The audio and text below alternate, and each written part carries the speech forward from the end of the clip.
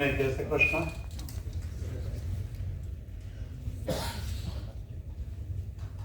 આપણે અહીંયા હું ગુડ મોર્નિંગ એટલે જાણી જોઈને નથી બોલતો. મારી પ્રેક્ટિસ છે કે આપણે તો રોજ સવારે સૂર્ય ઉગે છે. જે દેશમાં સૂર્ય માંડ 6 મહિને કે કોક વાર ઉગતો હોય ત્યાં ગુડ મોર્નિંગ ગુડ ઇવનિંગ કહે તો બરોબર. આપણે તો બધા જય શ્રી કૃષ્ણ વાળા.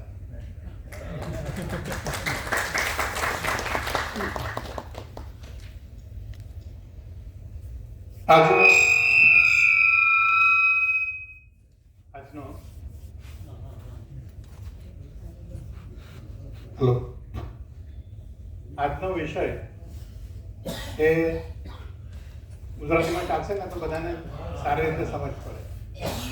ઇંગ્લિશમાં બોલી જવું પોકેટની જેમ એના કરતાં જેને જેટલું જોઈએ છે એટલું ભાષું ઉતરે ને એ જરૂરી છે એવું હું સમજુ. કોલેજમાં તો સાહેબે મને ભણાવ્યો છે, જાદવ સાહેબે ભણાવ્યો છે, ઘણા બધાએ ભણાવ્યા છે અને આપણે ઇંગ્લિશમાં વ્યવહાર કરતા હતા ત્યાં બરોબર. આજનો જે ઇસ્યુ છે એ લગભગ બધાને જુદી જુદી રીતે સ્પર્શે છે. આ ઇસ્યુમાં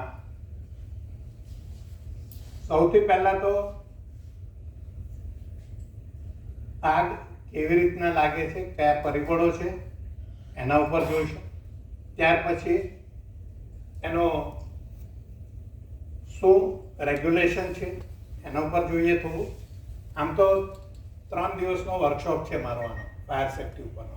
આપણે 1.5 કલાકમાં જેટલું કોમ્પ્રેસિવ કરી શકાય એટલું કરીને પૂરું કરશું.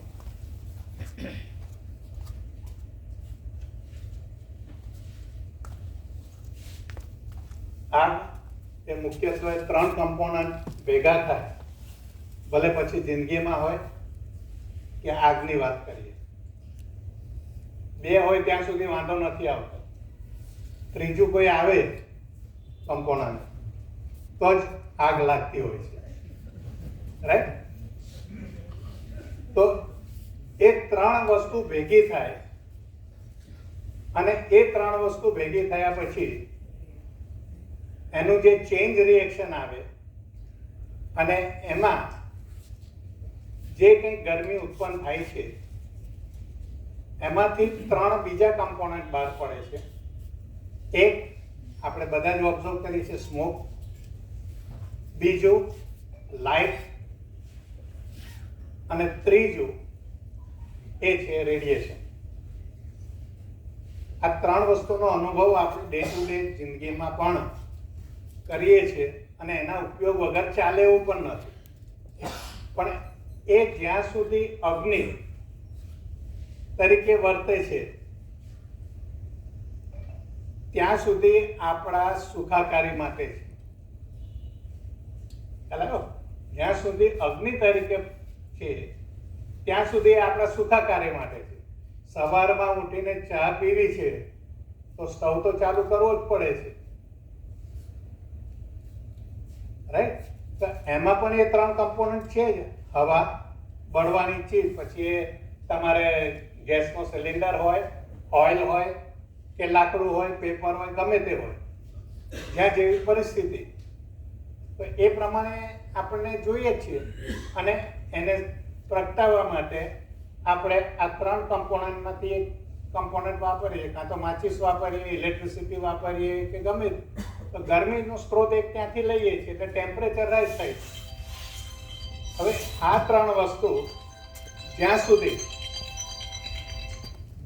સમપ્રમાણમાં અને આપણા કંટ્રોલમાં છે, હું સૌથી વધારે એ શબ્દ વાપરીશ કે આપણા કંટ્રોલમાં છે, કે જ્યારે મન ફાવે ત્યારે સ્ટવ ધીરો કરી શકાય, ફાસ્ટ કરી શકાય, તો એ ત્યાં સુધી આપણે અગ્નિ તરીકે કરીએ છીએ. આપણા પેટમાં પણ કુદરતી રીતે જઠરાગ્નિ મૂકેલી છે, એ પણ આપણને હીટ આપે છે ને આપણું પાચન કરે છે જે ખાઈએ છીએ.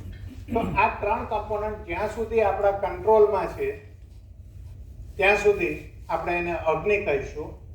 અને એ 3 વસ્તુ આઉટ ઓફ કંટ્રોલ થશે, 3 વસ્તુ આઉટ ઓફ કંટ્રોલ થશે ત્યારે એને આપણે આગ કહીએ છીએ. રાઈટ? દરેક વસ્તુને આપણે આગ નથી કરતા.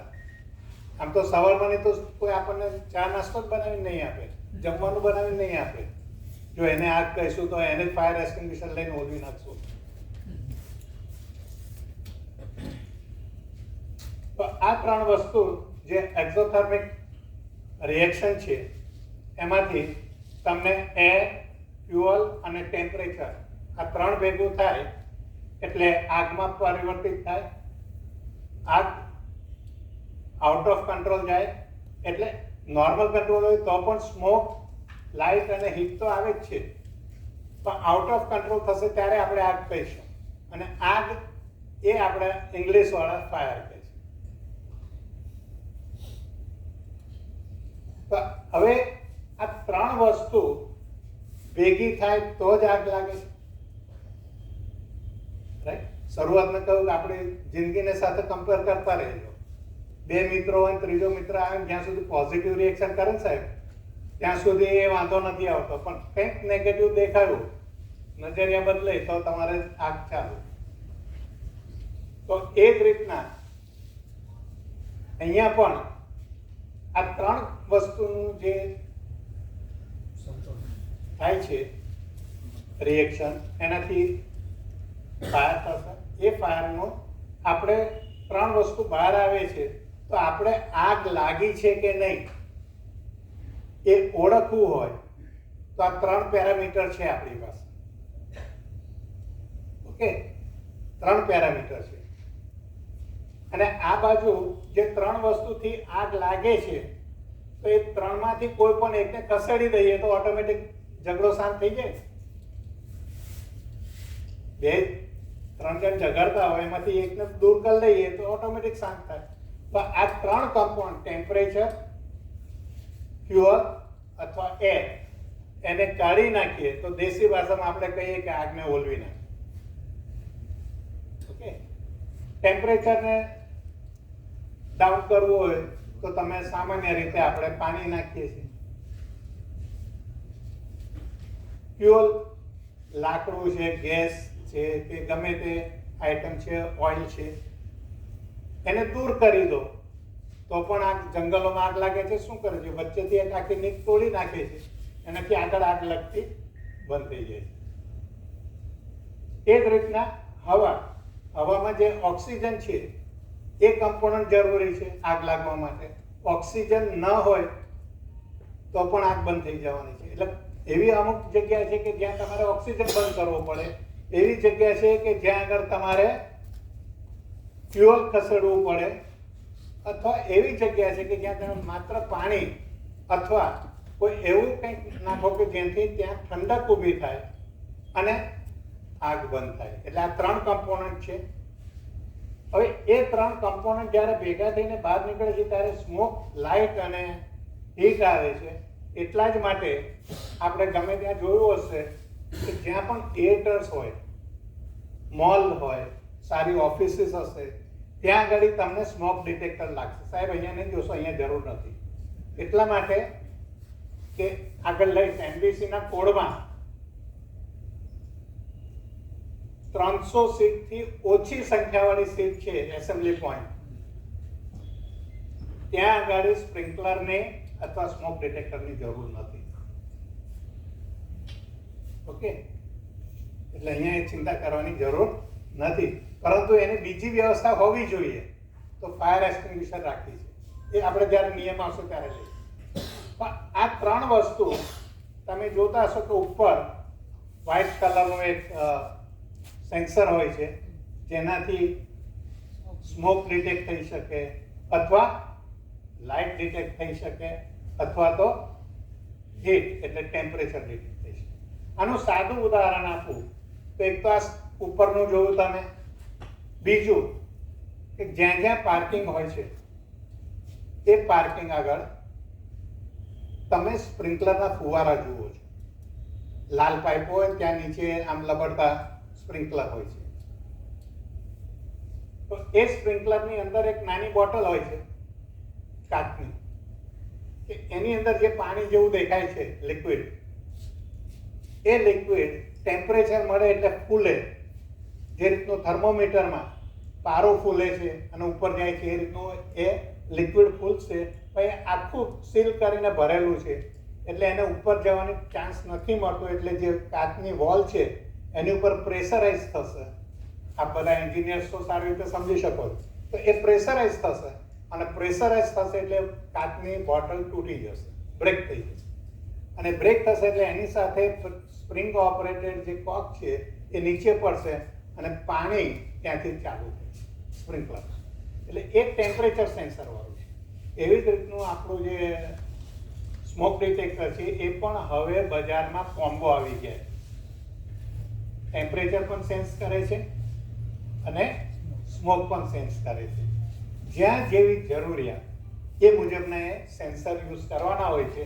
તો આ સેન્સર યુઝ કરીને આપણને ખ્યાલ આવે કે કયા જગ્યા પર ધુમાડો નીકળ્યો છે, અને ધુમાડો નીકળ્યો છે તો આગ, આપણે ઘડિયા કહેતા હતા ધુમાડો હોય ત્યાં આગ થવાની છે. તો એ સંકેત આપણને મળી જાય છે. જો સંકેત આપણને ટાઈમલી મળી જાય તો આપણે દરેક વ્યક્તિને પણ બચાવી શકીએ, સાથે સાથે પ્રોપર્ટીને બચાવી શકીએ અને સાથે એન્વાયરમેન્ટને પણ બચાવીએ છીએ. એટલે દરેક જગ્યાએ જે સેન્સર્સ છે એ જ્યાં જેવી જરૂરિયાત એવા સેન્સર આપણે લગાવવાના હોય છે. શરૂઆતમાં અહીંયા ટાઈમ એક્સિસ છે અને અહીંયા ટેમ્પરેચર બતાવ્યું છે વર્ટિકલમાં. શરૂઆતમાં અહીંયાથી આ પોર્શન, ઇગ્નિશન પોર્શન સુધી આપણી પાસે ટાઈમ ઘણો છે, સાથે સાથે હીટ પણ ઓછી છે.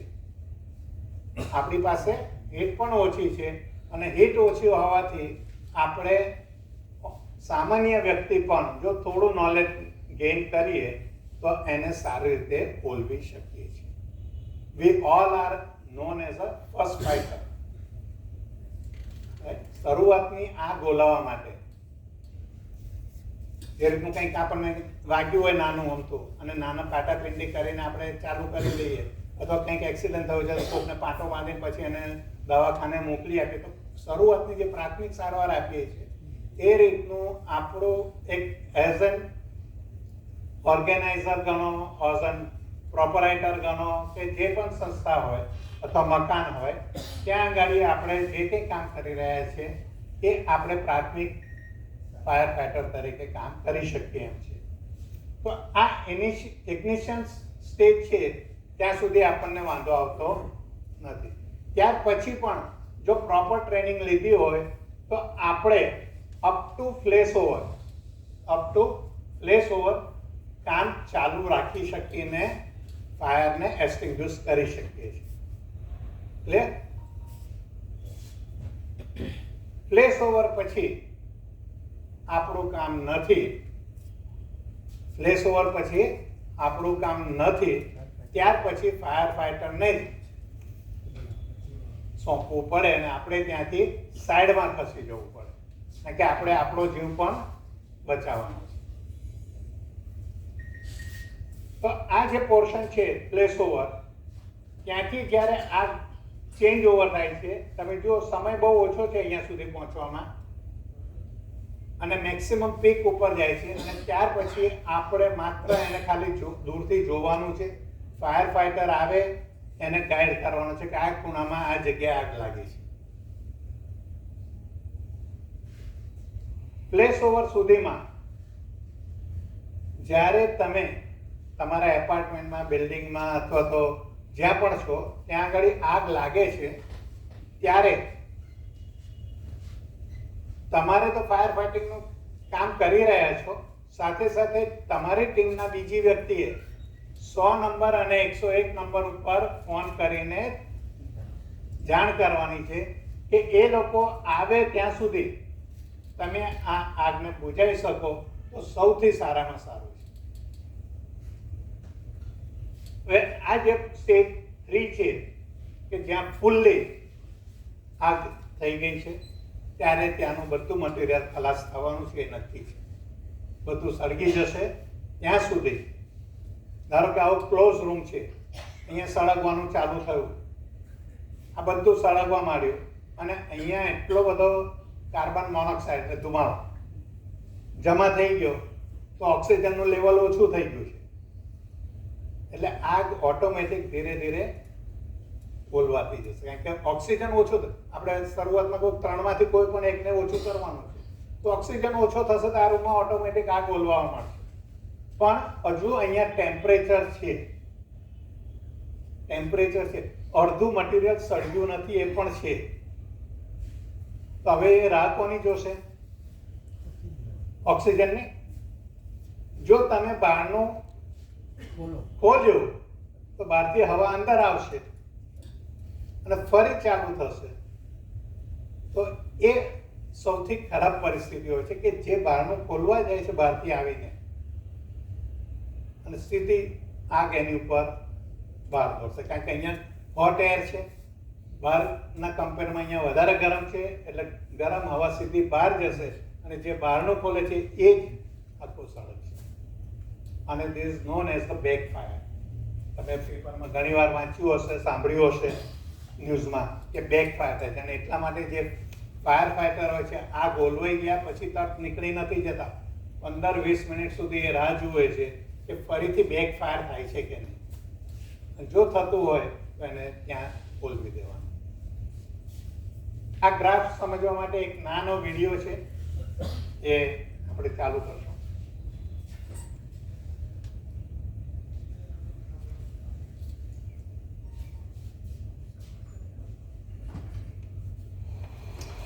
So the fire's starting in a waste can in the corner.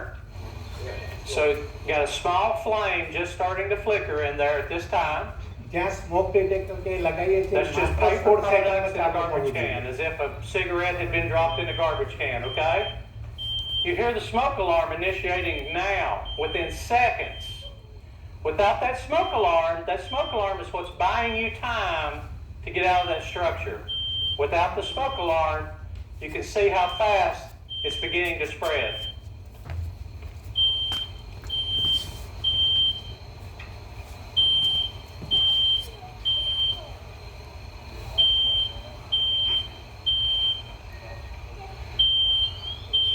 Now the corner of the couch is becoming involved. And once the arm of that couch is involved, you'll see the fire accelerate even more rapidly.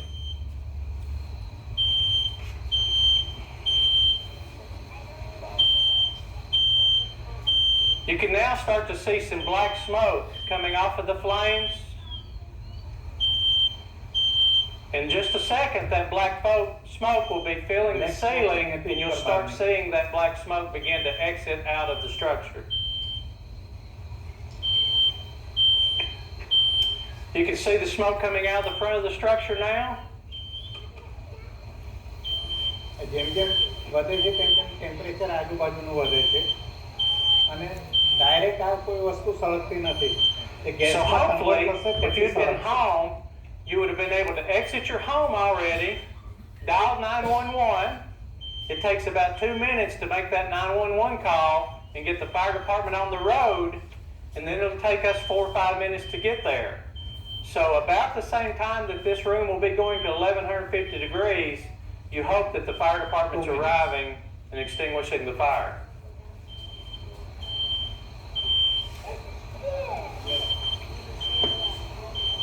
At this point, you'll see that the fire will accelerate exponentially every second.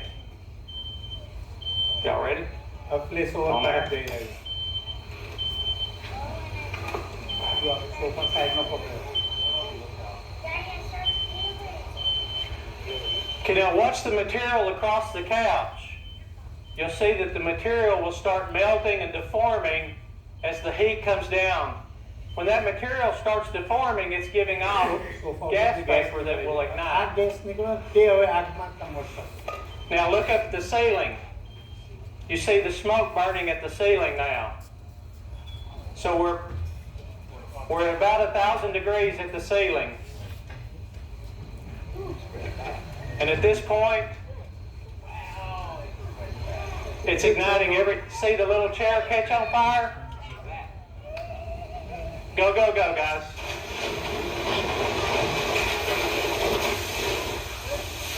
Notice the carpet's on fire? There was nothing burning on the carpet. The carpet was heated up, began giving vapors off that will ignite, and when it went to 1150 degrees, it all ignited. Okay, go ahead and knock it down, guys.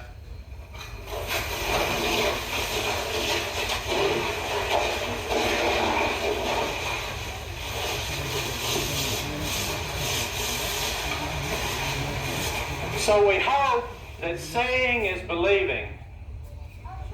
Okay? We hope that seeing is believing.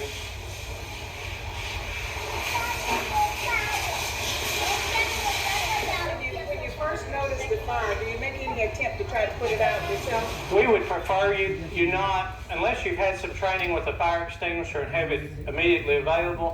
We've had 2 fires in Oak Ridge where they attempted to fight the fire themselves before they dialed 911. So by the time...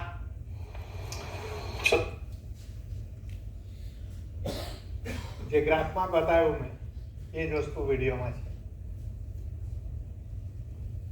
અને તમે જુઓ કે after flash over આપણી પાસે time નથી રહેતો, આપણે એને ઓલાવી નથી શકતા, એટલા માટે ફાયર ફાઈટરની જરૂર પડે.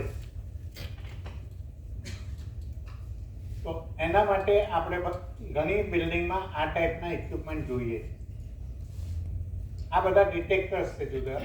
આ મેન્યુઅલ કોલ પોઈન્ટ છે, રેડ છે તે, અને આને હૂટર કહીએ છીએ, એટલે કે સ્પીકર છે કે જ્યાંથી એનાઉન્સમેન્ટ થઈ શકે અથવા જે પેલું બીપ બીપ બીપ અવાજ આવ્યો છે એને સાયરનમાં પણ કન્વર્ટ કરી શકે છે. એ આ પેનલ છે. હવે માર્કેટમાં આ પેનલ બહુ સારી માઇક્રો પ્રોસેસર બેઝ આવી ગઈ છે, જેનાથી તમે મોટા બિલ્ડિંગ અથવા મોટા કેમ્પસ, મોટી ફેક્ટરી, ઇન્ડસ્ટ્રીઝમાં કયા ખૂણામાં, અથવા ધારો કે આપણી હોસ્ટેલ લઈ લઈએ તો હોસ્ટેલના કયા રૂમમાં આગ લાગી છે એ પકડી શકાય. એટલે તમે ઘરે બેઠા હોવ તો પણ આ પેનલમાંથી 5 જગ્યાએ તમને મેસેજ જતા રહે છે. એક ફાયર સ્ટેશનમાં, એક તમારો જે એપાર્ટમેન્ટ અથવા જે હોય તેનો જે મેન સંચાલક જે હોય તેને નંબર સ્ટોર કર્યો એમાં, બીજું પોલીસ સ્ટેશનમાં, અને એ સિવાયના તમે જે બીજા 3 પર્સનલ નંબર આપ્યા હોય એ લોકોને જાણ કરે છે કે કયા સેક્શનમાં, કયા ઝોનમાં, એને ઝોનમાં ડિવાઈડ કરીએ છીએ, કયા ઝોનમાં કયા પ્રકારની આગ લાગી છે એ પણ તમે ડિટેક્ટ કરી શકો છો. રાઈટ? એટલે આ ડિટેક્ટર લગાવે છે તો ખરા, જો એનું પ્રોપર સિલેક્શન ના હોય તો એ ડિટેક્ટર લગાવ્યા ન લગાવ્યા સરખું જ છે. ઘણી વખત આપણે, અને ખાસ કરીને સરકારમાં, L1 ઉપર જોઈએ, સસ્તું શોધીએ, અને સસ્તું શોધીએ તો એમાં જોતા નથી કે માણસની જે કિંમત છે એના કરતા કેટલું સસ્તું છે. કે આ બધા પ્રોટેક્ટિંગ ડિવાઇસ છે. આ 1500 રૂપિયાથી માંડી અને 500 રૂપિયામાં બજારમાં મળે છે. હવે તમારે કયું વાપરવું છે એ તમારી પોતાની સેફટી ઉપર એપાર્ટમેન્ટમાં વાપરવાનું. પાછું એ પણ જોવાનું કે ખાલી પૈસા જોઈને સિલેક્શન ના કરાય કે આ 1500 વાળું સારું જ હશે, કે અત્યારે માર્કેટમાં ચૂનો ચોપડવા વાળા વધારે છે. ત્યાર પછીની અગત્યની વાત, જે જોશી સાહેબે કહ્યું કે આ રૂમમાં તમે બેઠા છો તો અહીંયાથી ક્યાં બહાર નીકળશો એવું આપણે કદી વિચારતા જ નથી. કોઈ પણ અજાણી જગ્યાએ જઈએ, મોલમાં જઈએ, હોસ્પિટલમાં જઈએ, તો આપણે વિચારતા નથી. જઈએ છે ખરા, ઇન કેસ ઓફ ઇમરજન્સી મારે બહાર ક્યાંથી નીકળવું એ કદી વિચાર્યું નથી. તમે કોઈ પણ થિયેટર કે મોલમાં જતા હશો તો જવા માટે એક જ રસ્તો હશે. દેટ મીન્સ કે જેટલી પબ્લિક અંદર ગઈ છે એટલી એ રસ્તામાંથી ગઈ છે, તો આવી પણ એટલા રસ્તામાંથી હોઈ શકે. તો શા માટે વધારાના એક્ઝિસ્ટ મૂકેલા છે? એની પાછળનું લોજિક એ છે કે આપણે જે ગ્રાફમાં જોયું કે 3 મિનિટ પછી ફ્લેશ ઓવરનો ટાઈમ ચાલુ થાય છે, અને એટલા માટે 3 મિનિટની અંદર આ હોલમાં જેટલા પણ બેઠા છે એ બધા આસાનીથી કહું છું બહાર નીકળી શકે. એ અત્યારના ખાસ કરીને આર્કિટેક્ચર અને જે સિવિલ એન્જિનિયર છે એમને શીખવાનો આ વિષય છે.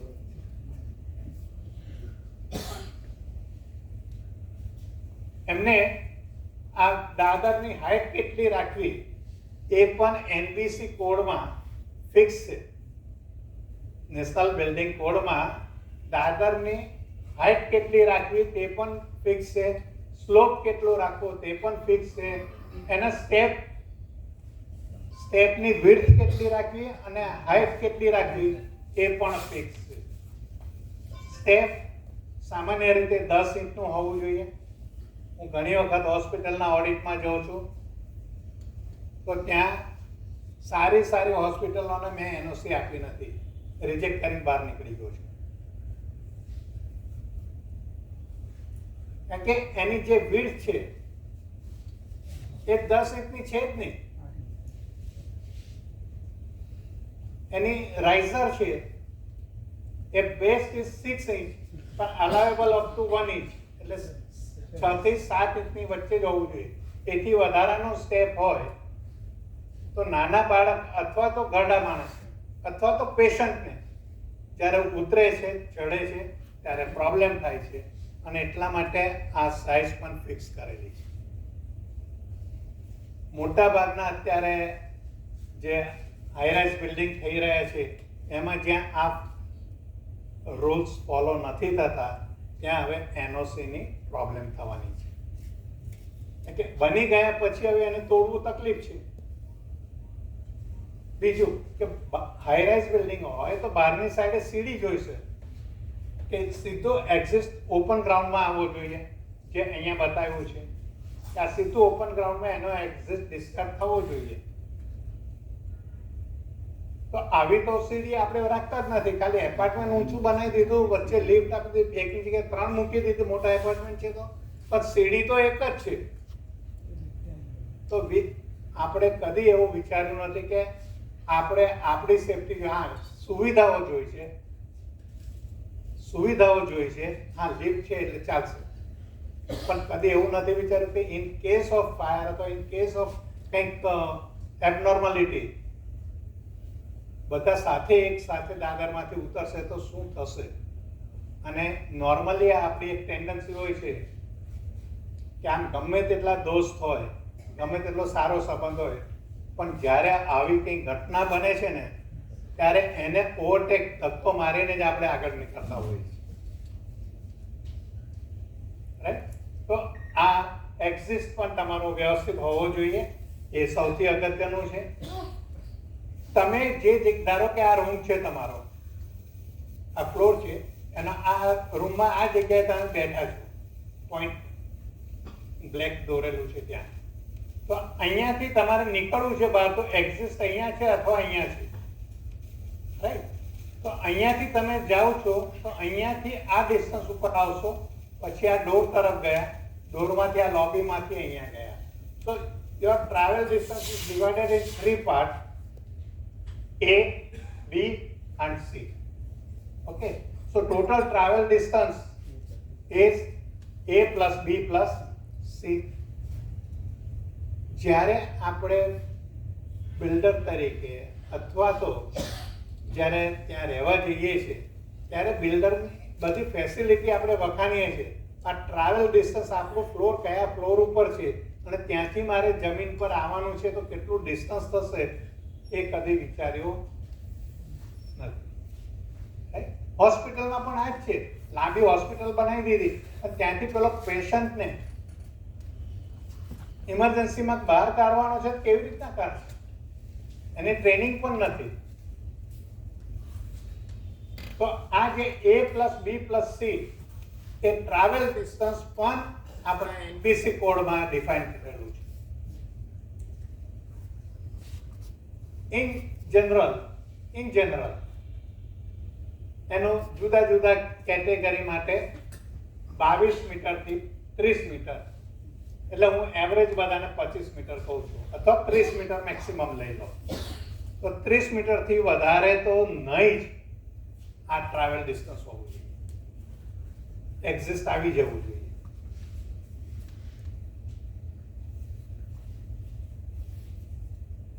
જુદા જુદા ટાઈપના બિલ્ડિંગ, એના માટે જુઓ અહીંયા લખ્યું છે 30 મીટર અને અહીંયા 22.5 લખ્યું છે.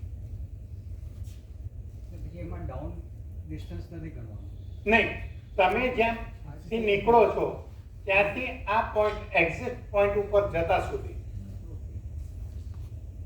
ડાઉન ડિસ્ટન્સ નથી કરવાનું. ડાઉન પછી ગણવાનું છે. એ એક્ઝિટ ડિસ્ચાર્જનો રસ્તો આવે છે. એટલે ટોટલ આ જ્યારે ફાયરમેન પણ અત્યાર સુધી ફાયર ઓફિસર જે ચેક કરવા જાય છે ને કદી આવું વિચાર્યું જ નથી, કદી વિચાર્યું નથી. પ્લાન આવ્યો છે, મારો માણસ એ તો જતો જ નથી વિઝિટમાં, જેની ડ્યુટી છે તો જતો જ નથી. બીજાને મોકલી આપ્યું, જ્યાં ખાલી સાઈડ પર જઈને પાછો આવતો જોઈ લે, સારી રીતે જોઈ આવે. પેકેટ આવી ગયું છે તો એનઓસી મળશે. અમારે એની એનઓસી છેલ્લા 4 અઠવાડિયે ગોલ ગોલ ફેરવે છે. તૈયાર છે, પેપર તૈયાર છે.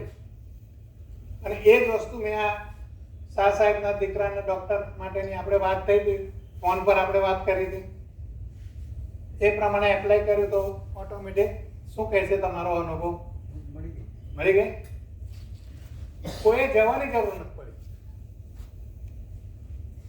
તો એટલું સુંદર અત્યારે ઓનલાઈન પોર્ટલ જે આગળ લઉં છું હું ધીરે ધીરે, તો આ બધા કમ્પોનન્ટ આપણને ખબર હશે તો આપણે સારી રીતે કામ કરી શકશું. આપણા સ્ટુડન્ટ્સને, આપણા સ્ટાફને, અથવા ઓફિસ હોય તો ઓફિસમાં સ્ટાફને બધાને બચાવી શકશું. અને એપાર્ટમેન્ટ હશે તો એપાર્ટમેન્ટની વ્યક્તિને પણ બચાવી શકાશે. હા, હા, that is also important. That should be 1:10 ideally. એ પણ ડિફાઇન કરેલો છે. તમારી લિફ્ટની કેબિનની સામે મોટા અક્ષરમાં યસ સર, એક ફ્લોર ઉપર ઘણી ઓફિસો હોય, હા, એમાં એક કોમન હોલ હોય, એક સેટઅપ જોઈએ, ચારે તરફ ક્યુબિકલ્સ હોય અને સ્ટાફ એમાં બેઠો હોય. તો એ કેસમાં એમને આવી ઇમરજન્સી સિચ્યુએશનમાં રશ આઉટ થવું છે ફ્રોમ ધેટ Place. તો દરવાજાની સાઇઝ અને વેધર ઓપનિંગ આઉટસાઇડ ઓર ઇનસાઇડ એ લઉં છું.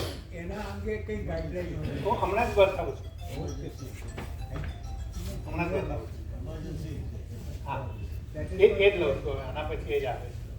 તો આ જે આપણે સ્ટેરકેસનો સ્ટેપની વાત કરી, સ્લોપની વાત કરી. હવે જે કહ્યું નોર્મલ દરવાજાની હાઈટ 200 mm એટલે 2 મીટરની હોય છે સ્ટાન્ડર્ડ એનબીસી રૂલ્સ પ્રમાણે અને ફાયર એક્ટ પ્રમાણે. જો હવે એનબીસી ને હું રોલ બોલું છું, હું કોડ નથી બોલતો. તમે સાંભળ્યું અત્યાર સુધી એનબીસી રૂલ બોલું છું.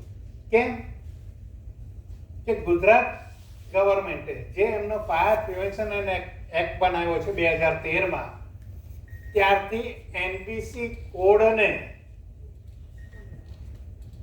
એક્ટમાં લઈ લીધું છે. એટલે હવે કોડ એ કોડ નથી, એ એક્ટ બની ગયો છે અને એના ઉપરથી જ બધા રૂલ્સ અને રેગ્યુલેશન બન્યા છે. એટલે હું કાયમ રૂલ્સ જ બોલું છું, એનબીસી રૂલ્સ. કોડ અને રૂલ્સમાં ઘણો ફરક છે. કોડ એ તમને સ્ટાન્ડર્ડાઇઝેશન આપે છે, પણ એને દરેકે માન્ય રાખવું કે નહીં એ એની પોતાની સ્વેચ્છા ઉપર છે. જ્યારે કાયદામાં આવ્યું છે એટલે દરેકને મેન્ડેટરી થઈ જાય છે. ઓકે, તો આ ડોરની હાઈટ 2200 હોવી જરૂરી છે. હવે આ જે ફ્લોર છે એના ઉપરથી કેટલું પબ્લિક બહાર નીકળવાનું છે એટ અ ટાઈમ એના માટે પણ અને દાદરની વિડ્થ પણ ડિફાઇન કરેલી છે. દાદરની વિડ્થ પણ ડિફાઇન કરેલી છે કે આ દાદરનો સ્ટેપ 300 mm નું વિડ્થ હોવી જોઈએ અને હાઈટ જે છે 150 mm હોવી જોઈએ. એના ખૂણા શાર્પ ન હોવા જોઈએ, એ રાઉન્ડ હોવા જોઈએ. કોઈ પણ દાદર ઉપરથી સ્લીપ થાય તો એને પેલી શાર્પ એજ ન વાગે, એટલે રાઉન્ડ અપ કરેલું હોવું જોઈએ.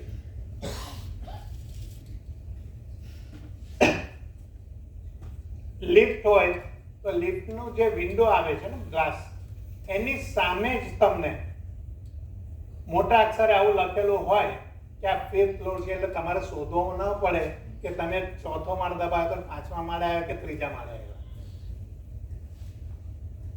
આ બધું NBC માં સ્ટાન્ડર્ડ છે ને ફાયર એક્ટમાં પણ છે. અને જ્યાં આવું નથી હોતું ત્યાં પણ અમે સ્ટીકરો મરાવડાવીએ છીએ અને પછી જ NOC રિન્યુ કરીએ છીએ. એ સિવાય NOC રિન્યુ પણ ન થતી. અને હવે તો આ બધું જ જે કંઈ અત્યારે દર્શાવી રહ્યો છું એ બધું જ ઓનલાઈન પોર્ટલ ઉપર જીઓટેગથી અપલોડ કરવાનું હોય છે અને અપલોડ થયા પછી સાંજે તમને સર્ટિફિકેટ તમારા જ ઈમેલમાં મળી જશે. ત્યાં લેવાય નહીં જવાનું. સમજી ગયા ને? એટલે વ્યવહાર બંધ. અત્યારે બધાને નડે છે એટલે આ કાયદો અમલમાં નથી લાવવો. વારંવાર કહે છે કે ઓફલાઈન કરાવો, ઓફલાઈન કરાવો. અમારી પાસે ભાર વધી ગયો. તમારી પાસે ભાર ઓછો થઈ ગયો છે.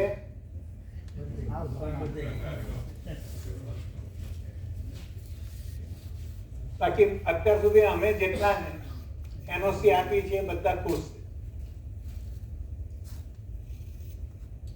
એટલે ગુજરાત ગવર્મેન્ટનું જે ઓનલાઈન પોર્ટલ છે આપણે લઈએ છીએ આગળ, એ એટલું બેસ્ટ છે કે જે એકવાર એક્સપિરિયન્સ કરશે ને એ પછી કદી ફાયર ઓફિસર બની જોવા જ નહીં જાય. હવે આના પછી આ આપણે વાત કરી. હવે સાહેબ તમારી વાત, ડોરની વિડ્થ કેટલી રાખવી? આ ડોરની વિડ્થ સામાન્ય રીતે આપણે શું કરીએ છીએ, અહીંયાથી અહીંયા સુધીનો પોઈન્ટ લઈ લઈએ છીએ કે આ મારો ડોર છે. નહીં, તમારી ફ્રેમ લાગ્યા પછી બહારનું ખોલો તો મિજાગરા પછી પણ 1-1 ઇંચ બંને બાજુ કપાઈ જાય છે. અને ડોરની પોતાની વિડ્થ પણ ઓછામાં ઓછી 1 ઇંચ જેટલી હશે અને શોભાયમાન હશે તો પાછું 2 ઇંચ જેટલો પણ જગ્યા રોકી લે. જેવું બિલ્ડિંગ તો એકચ્યુઅલ તમારું ઓપન થયા પછીની વિડ્થ કેટલી છે અને કેટલી રાખવી જોઈએ એના પણ સ્ટાન્ડર્ડ આપણા NBC માં ફિક્સ કરેલા છે.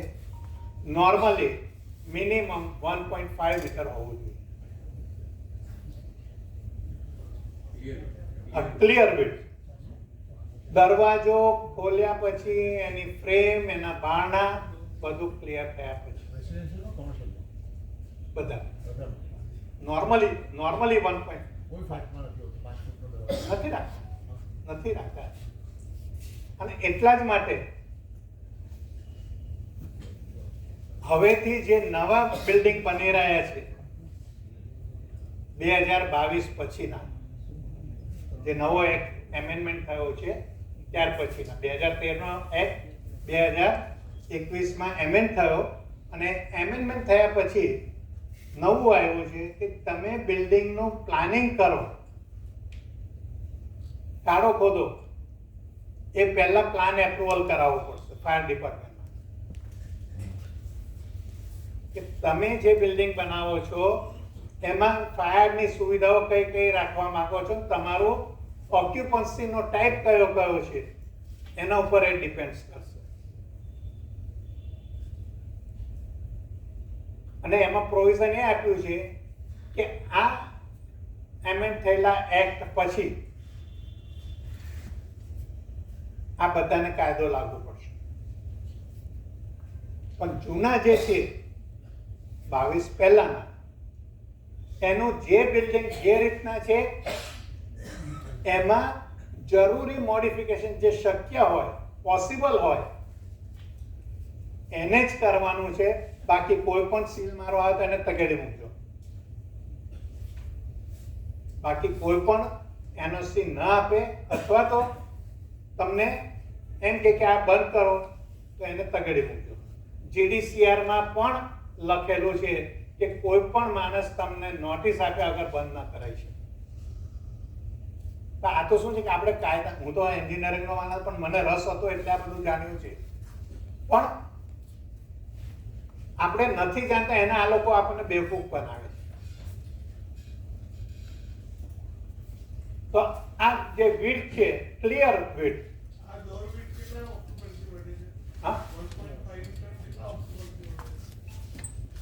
નોર્મલ સજેસ્ટ કર્યું છે. નોર્મલ એટલે તમારું એક ફ્લેટ ઉપર, એક ફ્લોર ઉપર 4 કુટુંબ હોય તો 4 ચોક 16 નું આઈડિયલ ગણીએ તો 16 માણસ માટે ચાલે. આઈડિયલ.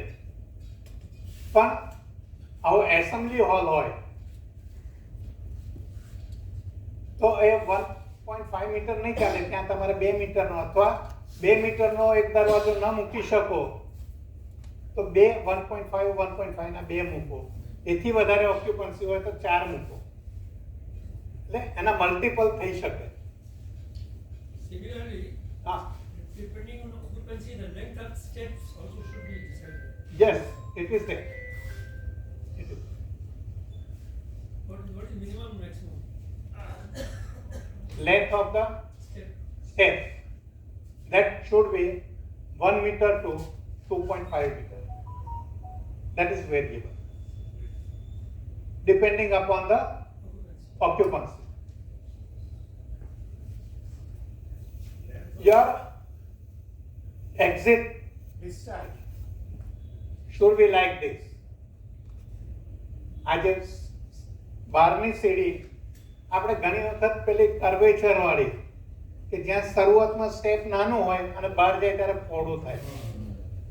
એ સીડી એક્સિસ તરીકે NBC રૂલમાં સ્પાઇરલ જે કહીએ ને, સ્પાઇરલ ઇઝ નોટ અલાઉડ. લોકો જગ્યા બચાવ મૂકે છે પણ એ કાયદાની દ્રષ્ટિએ ખોટું છે. આ જે સીડી છે એનો આ જે ડોર છે એ ડોર ખુલે તો એ સીધો આ બાજુની જે જાળી જેવું દેખાય છે ત્યાં આમથી આમ ખુલવું જોઈએ. કારણ કે અંદરથી બહાર આવશે એ ગભરામણમાં આવવાનો છે એટલે બહારનાને ધક્કો મારવાનો છે. એટલે બહારનું પણ બહારની સાઈડે ખુલતું જોઈએ. હ્યુમન ટેન્ડન્સી છે. હા, એટલે એક્ઝિસ્ટ ડોર હંમેશા બહારની સાઈડે જ ખુલતું હોવું જોઈએ. અને જ્યાં સારી ક્વોલિટીના ફાયર એક્ઝિસ્ટ ડોર વાપર્યા છે ત્યાં તમે જોશો તો ત્યાં સ્ટોપર નથી હોતી. ત્યાં એક બાર હોય છે which is known as the panic bar. આના પછીની ફિગરમાં હું બતાવું છું દરવાજો. એને પેનિક બાર તમે જોયું હશે કે એલ્યુમિનિયમનો એક લાંબો સળિયા જેવું હોય છે અને સળિયાને તમે દબાવો ને ધીરેથી તો પણ દરવાજો ખુલી જશે. બાકી દરવાજાને એમને ધક્કો મારશો તો નહીં ખુલે. અને એટલા જ માટે એને પેનિક બાર કહીએ. હવે ફાયર ડોરની વાત નીકળી છે તો સાથે સાથે આ ફાયર ડોર જે છે એ માર્કેટમાં 60 મિનિટ, 120 મિનિટ, 180 મિનિટ ને 240 મિનિટ સુધીના આવે છે.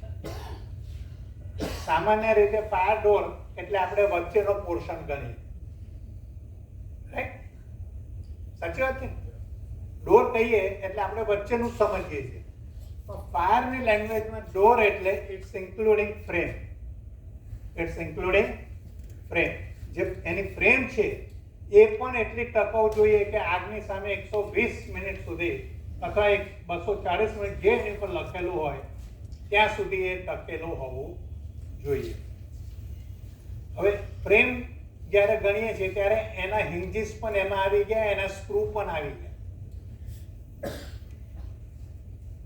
અને જે સ્ટાન્ડર્ડ કંપની છે એ દરેક જગ્યાએ હિન્જીસ ઉપર, ડોર ઉપર એનો એપ્રુવ નંબર લખે છે, સિરિયલ નંબર લખે છે, ક્યારે આ એપ્રુવ કર્યું છે. એ 120 મિનિટ માટે છે, 60 મિનિટ માટે છે, અને ફાયર ડોરના પ્રાઇસ પણ એ કેટલી મિનિટ બેર કરી શકે છે ગરમી એના ઉપર આધારિત છે.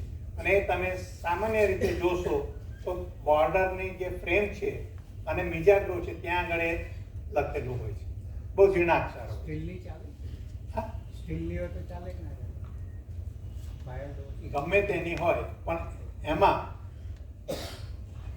મેઇન વસ્તુ કે તમારી રેટેડ જે હોય એ રેટેડ સમય સુધીની એ ટકાઉ રહેવું જોઈએ.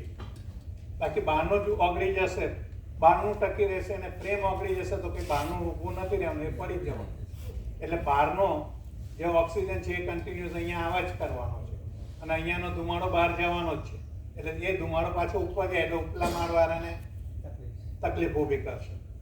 Dilipbhai, હાજી, in case of emergency, you said the door should open outside. Outside. Interestingly, all AC coaches in railways, the door opens inside. Yes, Why? એ વખતનો રૂલ નતો. આ રૂલ આવ્યો છે 2013 થી ડાયરેક્ટ, અને એ પહેલાના જે કોચિસ છે અને હવે એ લોકોએ ચેન્જીસ કર્યા છે. તમે નવા કોચિસ જોશો સાહેબ તો બંને સાઈડે ખુલે છે, એટલે હિન્જીસમાં ચેન્જીસ લાવી દીધા છે. જે જૂના કોચ હતા એમાં થાક કોચે જરૂર એ વ્યવસ્થા હતી, પણ હવે નવા કોચમાં તમે પુશ કરશો તો અંદરની સાઈડે જશે, અંદરથી પુશ કરશો તો બહારની સાઈડે ખુલશે. એટલે two way. In bogie it is inside, but nowadays the bogies are with the sliding. હા, સ્લાઇડિંગ તો વધારે જોખમ છે સાહેબ. ના પણ એ sliding જ મૂકે. આપણે સ્લાઇડિંગ તો વધારે જોખમ છે. સ્લાઇડ જ ના થયું તો ઇકોનોમિક બોગીમાં જો. કારણ કે આપણે તો બધું મેન્ટેન પાછા વધારે કરીએ ને. એનીવે, તો આ જે બહારની જે સીડી બનાવીએ છીએ એના નંબર ઓફ સ્ટેપ પણ ફિક્સ છે કે તમે 12 થી વધારે સ્ટેપ ના રાખી શકો. તમારી લેન્થ વધારે છે તો તમે એને સીધા 20 પગથિયા ના કરી શકો. તમારે એને ડિવાઈડ કરવું પડે 12માં, અને 12 પછી લેન્ડિંગ આપવાનું, અને લેન્ડિંગ આપ્યા પછી ફરીથી તમે એક ડિરેક્શનમાં આગળ જાઓ કાં તો બીજી ડિરેક્શનમાં આગળ જાઓ, જેવી તમારી સ્પેસ. એટલે આ જે અહીંયાથી અહીંયા સુધી 12 થી વધારે પગથિયા ન હોવા જોઈએ એ અહીંયા લખેલું છે. અને વિડ્થ કેટલી હોવી જોઈએ? 1500 mm, એટલે 1.5 મીટર થયું ને જે પહેલા explain. આ ડોરની વાત કરીએ તો આ જે છે એ પેનિક બાર જે મેં વાત કરી, લાલ કલર કે લીલો કલર કે વ્હાઈટ કલર જોઈને ફાયર ડોર ન કહેવાય. હા, કલર જોઈને નહીં. હવે એના સ્પેક જોવાના. આપણે બે વાળા એન્જિનિયર તો આપણે તો સ્પેક જોઈએ જ, રાઈટ? અને એ બોર્ડરમાં લખેલો હોય છે એ તમારે વેરીફાઈ કરવું. આપણા પરિસરમાં આ બધા જ ઇક્વિપમેન્ટ જોયેલા જ હશે. ફાયર એક્સટિંગ્વિશર જુદા જુદા પ્રકારના.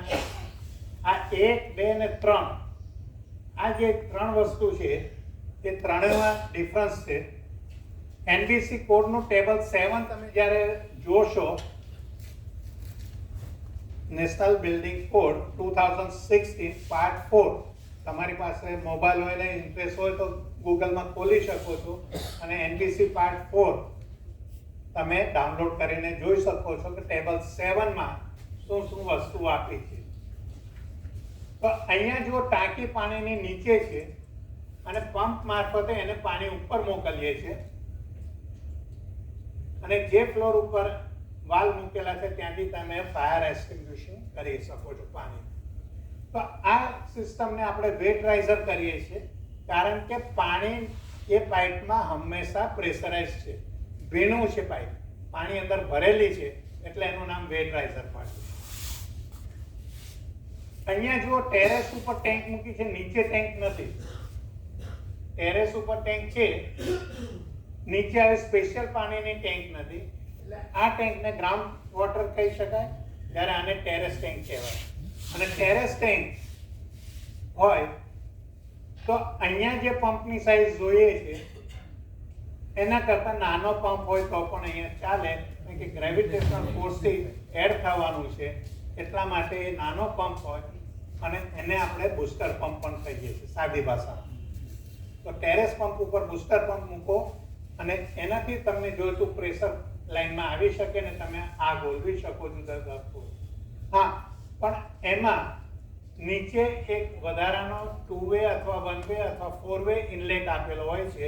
હમણાં જે આપણે બહાર જોઈશું ત્યાં લગાવેલો છે આપણે આ ઇન્સ્ટિટ્યૂટમાં પણ.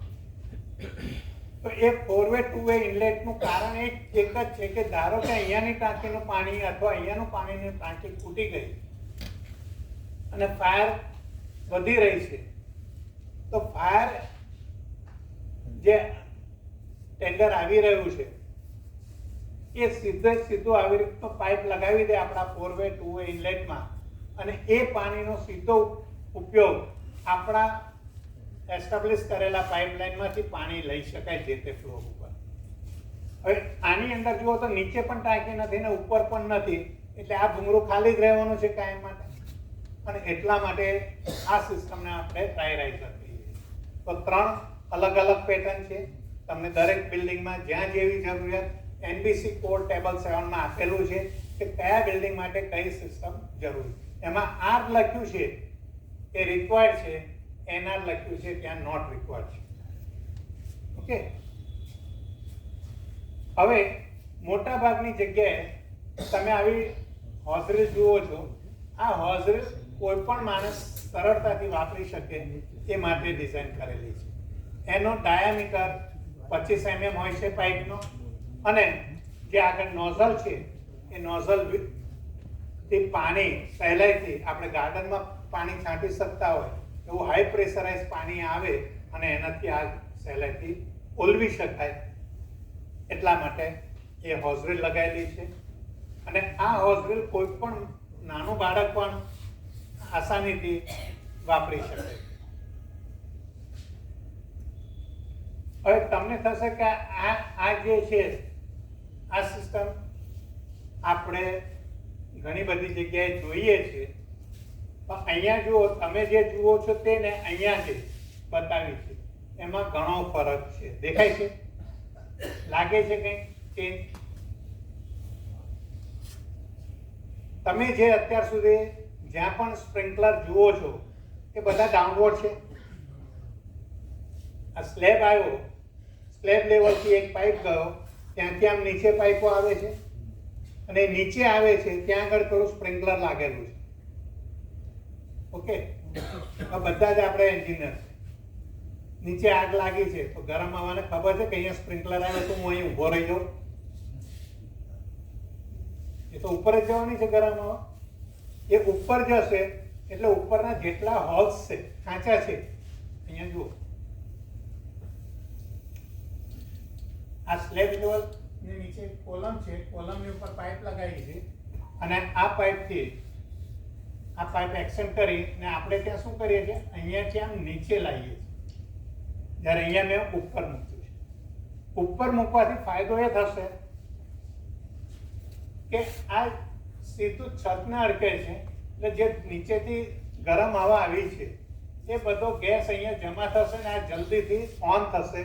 જે અહીંયા નીચે આવશે, આ 2 ફૂટનો આ ગાળો સમજો અને ત્યાર પછીનો આ 1 ફૂટ, એટલે 3 ફૂટનો ગેસ બધો ભરાય પછી ધીરે ધીરે નીચે આવશે અને ત્યારે એ સ્પ્રિંકલર ઓપરેટ થશે.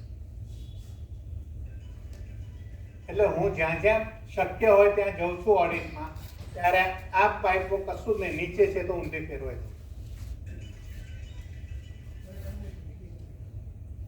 આ એક બહુ ફિઝિક્સનો નિયમ છે, સાદો નિયમ છે જે 10મા ધોરણથી આપણે જાણીએ છીએ, પણ તે છતાં વર્ષોથી આખું ફાયર ડિપાર્ટમેન્ટ અને એમના જે તૈયાર કરેલા પ્લમ્બરો આ રીતનું જ લગાવેલું હોય ને આ રીતનું લગાવેલું હોય તો જ તમારી NOC પાસ કરે.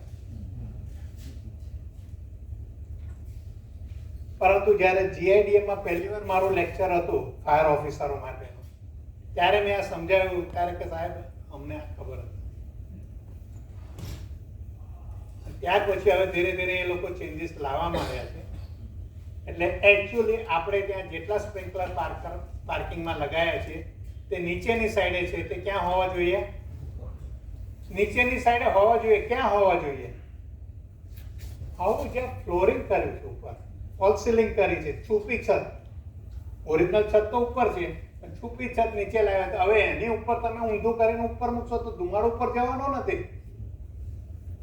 એટલે આને સરફેસમાં જે ત્યાં ટ્યુબલાઇટ લગાવી છે એ જ સરફેસ પર તમારું જો સ્પ્રિંકલર હશે તો વહેલું ફૂટશે. એટલે જરૂરી નથી કે બધે નીચે જ જોઈએ કે બધે ઉપર જોઈએ, પણ એની સાથે તમારું લોજિક હોવું જોઈએ. ફિઝિક્સના બેઝિક પ્રિન્સિપલ સાથે મેચ થવું જોઈએ. અને તમે જોજો તમારે ત્યાં પણ પાર્કિંગમાં લગભગ એ રીતના કેટલું ડિસ્ટન્સ છે એટલે નીચેનું કેટલી ગાડીઓ બળી જાય પછી સ્પ્રિંકલર ફૂટશે. જ્યારે ટેસ્ટિંગ કરવા આવે છે ત્યારે શું કરે જોયું તમે? જાતે અનુભવ કર્યો છે કોઈ વાર? જોજો એ લાકડીના ટેકડે એક કાકડા જેવું સળગાવશે અને સ્પ્રિંકલર પાસે લઈ જઈને હળગાવશે. તો ત્યાં તો ફૂટવાનું જ છે ને, ત્યાં તો ફૂટવાનું છે. જ્યારે ટેસ્ટિંગ આપે છે ત્યારે એ રીતનું કરે છે. ભાઈ તું નીચે સળગાવ ને પેલું કેટલી વારમાં 16 મિનિટમાં પેલું બીપ બીપ બીપ વાગે છે કે નહીં એ જુઓ 16 સેકન્ડની અંદર. અને એ ન વાગે તો એ લગાવવાનું કંઈ જરૂર નથી, એને કે બદલી નાખ. અને હવે તો બેટરી ઓપરેટેડ આપણે સસ્તા શોધીએ ને એટલે બેટરી ઓપરેટેડ આવી ગયા છે. એટલે આટલા રૂમમાં બીપ બીપ બીપ સંભળાય. તમે તો બહાર બેઠા છો, જે મેઇન ઓર્ગેનાઇઝર અથવા સિક્યુરિટી સ્ટાફ છે એ બહાર બેઠો છે, જેને ટ્રેનિંગ આપેલી છે, તો એ તો સાંભળવાનો નથી. તો આ બધા ફેક્ટર્સ એમાં છે. યસ, પ્રીવિયસ સ્લાઇડમાં દિલીપભાઈ કહો, હું તમારથી ના sir, looking to your knowledge and being an electrical engineer, yes your interest in the allied subject, which is a non-electrical, Ji. I honor and salute you on your knowledge and Thank your you, thank you. homework. So that's why you will be always say, sir, for me. Correct. This is a question regarding a wet riser. હા, It is driven by a Pump. electrical pump, yeah. right? And majority, my experience says, when there is a event of fire, power supply is normally Switch off. Switch off. So, At the time of fire. so in that scenario, what will be the consequences? Next slide. Okay, sir.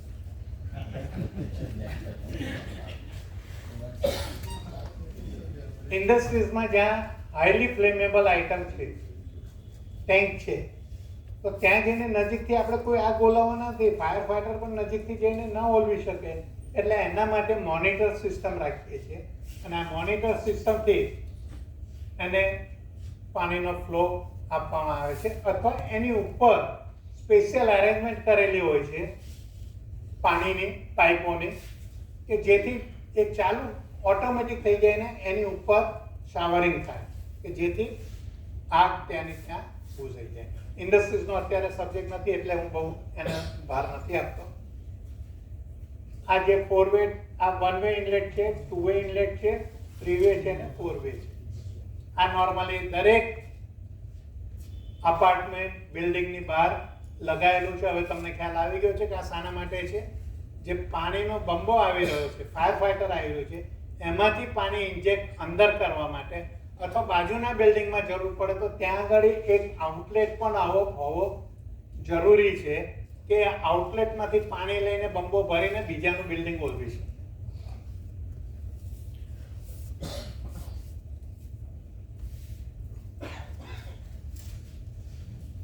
Okay,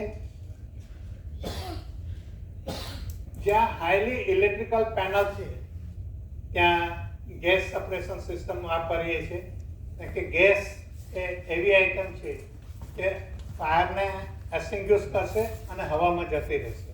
ત્યાં સ્પિલેજ કે કંઈ થવાનું નથી, એટલે બહાર હવામાં વાતાવરણમાં જતું રહે. એટલે જ્યાં જ્યાં ઇલેક્ટ્રિકલ પેનલ છે ત્યાં સામાન્ય રીતે આપણે આવા CO2ના બોટલ મૂકીએ છીએ, અથવા આ રીતની ગેસ સિસ્ટમ ડેવલપ કરેલી હોય છે ઇન્જેક્ટ માટે. આ જ્યાં ઓઇલી સિસ્ટમ છે કે જ્યાં સ્પિલેજ થયું છે અથવા ત્યાં સળગવાની જ્યારે જરૂર ઊભી થઈ છે સળગવાનું, આગ લાગવાનું, અને ત્યારે તમે પાણી નાખશો તો જ્યાં સુધી ઓઇલ અથવા એ નીચે જમીન સુધી છે તો ત્યાંનું ત્યાં અટકેલું છે. તો પાણી નાખશો ને એની ગ્રેવિટી ઓછી છે, ફિઝિક્સમાં આપણે ભણ્યા છે. તો એ ગ્રેવિટી ઓછી એટલે પાણી નીચે જશે અને પેલું ઓઇલ ઉપર આવશે. પાણી જેટલી જગ્યામાં જશે એટલી જગ્યાએ ઓઇલ સ્પ્રેડ અપ થવાનું છે, બધે આગ બોલાવવાની જગ્યાએ બીજી આગ સળગાવશે. તો ત્યારે આપણે ફોર્મ યુઝ કરીએ છીએ અને આ ફોર્મનો ફ્લડિંગ ત્યાં કરીએ છીએ. એટલે ફોર્મથી ઓક્સિજનનો જે સપ્લાય છે એ નીચે ઓઇલ તરફ જતો અટકી જશે અને આગ બુઝી જશે. જ્યારે અહીંયા તમે જુઓ છો કે મેં 3 મોટર મૂકી છે. એક નાની મોટર છે, that is called the jockey pump. એના પછી મોટી છે એ ઇલેક્ટ્રિક પંપ છે, અને એ જ ઇલેક્ટ્રિક પંપની કેપેસિટી વાળું બાજુમાં ડીઝલ એન્જિન મૂકેલું છે. અહીંયા રેડિએટર પણ દેખાય. તો આ 3ની પેર એક સામાન્ય બિલ્ડિંગમાં હોવી જરૂરી છે નિયમ મુજબ. નોર્મલી આપણે 3 મૂકતા નથી કે આપણે પૈસો બચાવવો છે, લાઈફને, પ્રોપર્ટીને પૈસો બચાવવો છે. આ જે છે જોકી પંપ છે, નાનો છે. તમારી લાઈનનું જે 3.5 kgનું પ્રેશર જોઈએ છે એ પ્રેશરને મેન્ટેન કરવા માટે આ મોટો પંપ ચાલુ ન કરવો પડે. 50 HP 60 HP નો જે બી તમે મૂક્યો હોય તો એની જગ્યાએ નાનો 5 HP 10 HP નો જે જોકી પંપ મૂક્યો છે એનાથી પ્રેશર મેન્ટેન થયા કરે. કોઈ જગ્યાએ લીકેજ હોય અથવા કોઈ જગ્યાએ સાધારણ તમે પાણી વાપર્યું હોય, ટેસ્ટિંગ માટે વાપર્યું હોય, તો તે વખતે પેલો મોટો પંપ ચાલુ ન થાય એ રીતના એનું એરેન્જમેન્ટ કરેલું હોય છે. એટલે આ નાનો પંપ ઇલેક્ટ્રિકલ ઓપરેટેડ કે જેને જોકી પંપ કહીએ છીએ એ વાપરીએ છીએ. ત્યાર પછી એનાથી વધારે પ્રેશર ડાઉન જાય જ કરતું હોય, એનાથી બુસ્ટઅપ ન થયું, દેટ મીન્સ કે તમે you are going to use it, પાઇપલાઇનમાંથી પાણી ખરેખર વાપરી રહ્યા છો, તો આ ઇલેક્ટ્રિક પંપ ચાલશે. પણ ઇલેક્ટ્રિક પંપને એ રીતના કનેક્ટ કરેલો છે કે આનું પ્રેશર ડાઉન જઈ રહ્યું છે પણ સપ્લાય નથી, તો automatic it will change over to diesel pump. Okay, it will change over to diesel pump. આ 3ના સેટિંગ આ રીતના કરેલા છે. સૌથી પહેલા જોકી ચાલે, પછી મેઇન પંપ ઇલેક્ટ્રિકનો ચાલશે, સપ્લાય નથી તો પછી ડીઝલ પંપ. આ 3ની પેર શરૂઆતનું 3 બોલતો આવ્યો છે. 3 હોય તો આગ લાગે. 3માંથી 3 રેડિયેશન થાય છે. 3 જાતના ડિટેક્ટર આવ્યા અને અહીંયા મોટર પણ 3 જાત. એટલે આ આખો સેટ હોય તો તમે સેફ છો, તમારું અપાર્ટમેન્ટ સેફ છે. પણ જ્યાં જેવી ઓક્યુપન્સી, જ્યાં જેવી જરૂરિયાત, બધી જરૂર નથી. અને એટલા જ માટે હું તમને વારંવાર કહું છું કે એનબીસી રૂલનું ટેબલ 7 કોડની વાત કરીએ તો NBC code 2016 part 4 table number 7 એ પ્રમાણે જરૂરિયાત જોઈને તમારે ત્યાં નખાવજો. બાકી ધંધો તો બધે મળે છે. સમજી ગયા કહેવાનો મતલબ? અચ્છા, તમને આ પંપ અહીંયા જો આ ઉપર લાગી ગયું, અહીંયા ટાંકી છે પાણી, અહીંયા પાણીની ટાંકી છે. આ ટાંકીમાંથી આ પાણી લીધું, અહીંયાથી આ તમારો પંપ નીચે છે. એટલે ટાંકીમાંથી ગ્રેવિટેશનલ ફોર્સથી પાણી અહીંયા આવે છે. એટલે ત્યાં તમારે ફૂટવાલ મૂકવાની જરૂર નથી. અને આ જે ટાઈપનું સક્શન થાય છે એને આપણે મિકેનિકલમાં કહીએ છીએ positive suction. Right? Positive suction જ ફાયરમાં ચાલુ છે. બાકી સબમર્સિબલ નાખીએ તો વેલિડ નથી. હા, અત્યાર સુધીના જૂના નિયમોમાં પ્રમાણે મેં પહેલાં જ કહ્યું કે નાખેલી હોય અને જો ત્યાં ફેસિલિટી હોય, જગ્યા મૂકી શકાય એવી હોય તો જ તમે એને પોઝિટિવ સેક્શનમાં ચેન્જ કરી શકો છો. પણ તમને ફોર્સ ન પાડી શકે. ઓકે, ફોર્સ ન પાડી શકે. હા, સગવડ છે તો તમે કરો, એ તમારા બેનિફિટમાં છે. તો પોઝિટિવ સક્શન આવે ત્યાં સેન્ટ્રીફ્યુગલ પંપ જ આવશે. આ બ્લુ કલરનું છે એ સ્ટ્રેનર છે. ટાંકીમાંથી આવતો કચરો આ નીચેની જાળી જેવું છે, નીચે બ્લુ કલરનું એમાં આવશે, અને એક સમયાંતરે તમે ક્લીન કરો તો એનાથી આ પાઇપલાઇનમાં કચરો જશે નહીં. એટલે one type of filter Steiner. આ ઇલેક્ટ્રિકલ ટ્રાન્સફોર્મર માટેની સ્પેશિયલ સિસ્ટમ છે કે જ્યાં પંપ ઓટોમેટિક આ એલાર્મ સાથેનું ઓન થશે. અહીંયા ફાયર જેવું થાય ટેમ્પરેચર. અહીંયા સ્પ્રિંકલર નથી હોતા, અહીંયા માત્ર નોઝલ હોય છે. એટલે સ્પ્રિંકલરમાં જ્યાં ગરમી લાગે તે સ્પ્રિંકલર જ ફૂટવાનું છે. અહીંયા તો સ્પ્રિંકલર છે જ નહીં, ખાલી નોઝલ મૂકેલી છે. ત્યાં જે સેન્સર હશે એ સેન્સ કરશે, એના મારફતે આ ઓટોમેટિક જે સિસ્ટમ છે એ ઓન થશે, અને એનાથી આ પાઇપ મારફતે અહીંયા બધી નોઝલોમાંથી એક સાથે પાણીનો ફુવારો ચારે બાજુ જશે.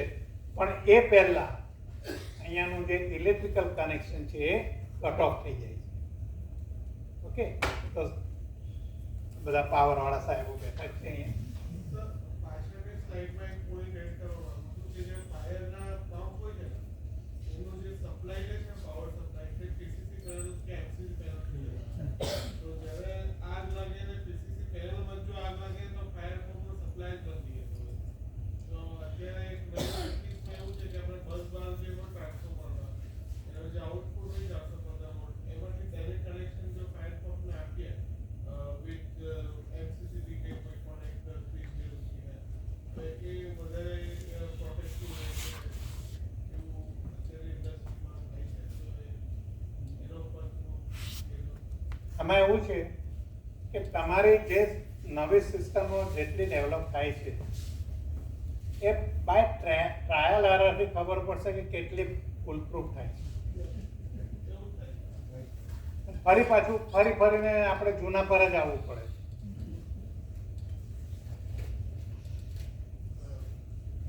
પહેલા આપણે નાની મોડી વાળા ચોરણા જ પહેરતા હતા, પછી બોલ બેટરના જમાના આવ્યા, ફરી પાછા નાની મોડી પર આવી ગયા.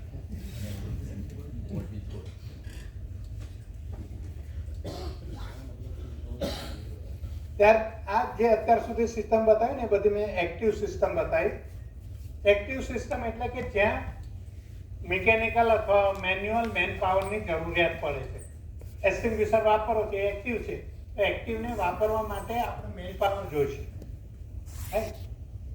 અથવા પેલું આગલી સ્લાઇડમાં જે ટ્રાન્સફોર્મર ઉપર પાણી છાંટવા માટે બતાવ્યું, તો એમાં ઇલેક્ટ્રિકલ પાવર જોઈશે કે જે ઓન થાય પછી પેલો પંપમાંથી પાણી બહાર નીકળે, સ્પ્રિંકલિંગ થાય, તો મિકેનિકલ પાવર જોઈશે. તો એ બધી એક્ટિવ છે કે જેને એક્સ્ટ્રા એનર્જી જોઈએ છે. તો એ સિવાયના બીજા પેસિવ કમ્પોનન્ટ આવે છે, તો એ પણ આપણે જાણવા જેવા છે કે એ કયા કયા છે. થોડા ઝડપમાં લઈ લઈશ. આ જે નોર્મલ તમે કેબલ બધા બ્લેક જોતા હશો, અહીંયા વ્હાઇટ કલરનું લગાવ્યું છે પડ, કે સ્પેશિયલી જે ફાયર રેઝિસ્ટિવ મટીરિયલ છે. આપણા ઘરમાં જૂના ઘરમાં પહેલા ડિસ્ટેમ્પર વાપરતા હતા. એવું એક પડીકું આવે, પાણીમાં ડોલમાં ઓગાળી નાખવાનું. આપણે ત્યાં જે પણ માણસો હોય, પટાવાળો કે આપણે પોતે પણ માણસ હોય તો એને ખાલી લપેડી જ દેવાનું છે. એક સ્ટ્રોક મારશો, ડ્રાય થવા દેશો પ્રોપર, તો એ 1 કલાકનું રેટિંગ આપે છે. 1 કલાક સુધી આગળ આગ વધવા દેતું નથી. 2 લપેડા મારી દીધા એટલે 2 હાથ માર્યા, જે આપણે દેશી ભાષામાં, હું લપેડા એટલા માટે બોલ્યો જાણી જોઈને કે દેશી લાગુ. તો 2 વખત લગાવ્યું તો 2 કલાક, 3 વખત લગાવ્યું એટલે 3 લેયર લગાવ્યા ઇંગ્લિશમાં કહીએ તો 3 અવર્સ સુધી એ વાયર તમારો આગળ આગ જતી અટકાવે છે. ત્યાં માણસની કોઈ જરૂરિયાત નથી. એકવાર લગાવી દીધું પછી ઓટોમેટિક એ ફાયર રેઝિસ્ટિવ મટીરિયલ ત્યાં સ્ટિક થઈ ગયું છે અને આગળ આગ જતા બચાવે છે. બીજી ફિગરમાં અહીંયા આપણે સામાન્ય રીતે આ દિવાલમાંથી બીજી દિવાલમાં જવું છે તો હોલ તો પાડવો જ પડશે. એ હોલ પાડ્યો તો કારીગર શું કરે, પછી એને ફિલઅપ નથી કરતો, એ હોલ ત્યાં રહેવા દે, વાયર પસાર થઈ ગયો, એનું કામ થઈ ગયું એટલે એ કામ પતાવી નીકળી જશે. અને આપણે વર્ષો સુધી ઇન્ડસ્ટ્રીઝમાં કે એમાં જોજો તમે તે રીતનું ત્યાં પોલાન દેખાશે. જ્યારે ફાયર થાય છે તો આ સાઈડે આગ લાગી ને તો આ વાયર સળગતો બાજુમાં આ જતો રહે, બાજુના રૂમનો પણ વાયર સળગશે. અને એટલા માટે અહીંયા આ material adhesive fire resistant fire retardant material use કરી દઈએ તો આ આગ આ રૂમમાંથી પેલી રૂમમાં નહીં જાય.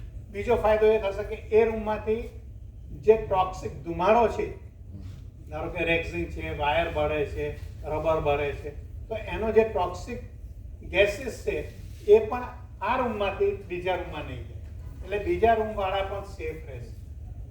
જે સુરતનો કાંડ થયો એમાં જે ટાયર્સ હતા એનો જે ટોક્સિક ગેસ નીકળ્યો એનાથી મોટા ભાગના બાળકો ત્યાં મૂર્છિત થઈ ગયા, અને મૂર્છિત થયા ત્યાર પછી એ ત્યાં સળગીને, હજુ પણ મેં જોયેલો છે સીન, એટલે બોલું ત્યારે મને આખું એક જુદું ફિલિંગ આવે છે ત્યાંની.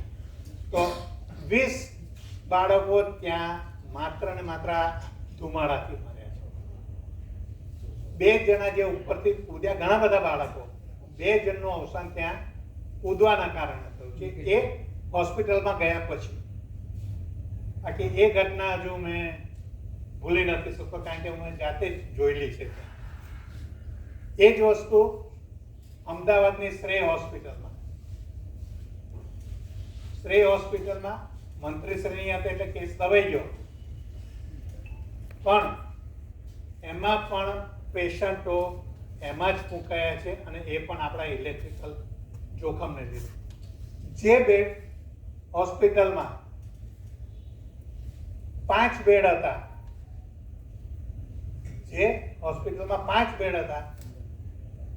તો 5 બેડની હોસ્પિટલમાં જ્યારે કોરોના થયો એટલે બધાને છૂટ આપી, એટલે એમને 25 બેડ ઊભા કર્યા.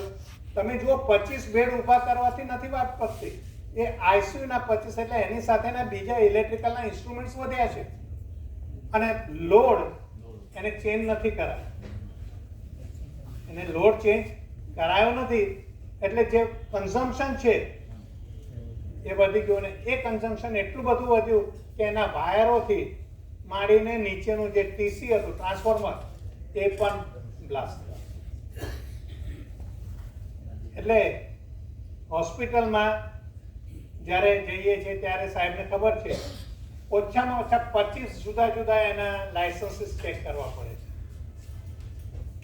હોસ્પિટલમાં એનઓસી એમને નથી અપાતી, પણ આપી દીધી છે, ઘણા બધાએ ભોગવ્યું છે.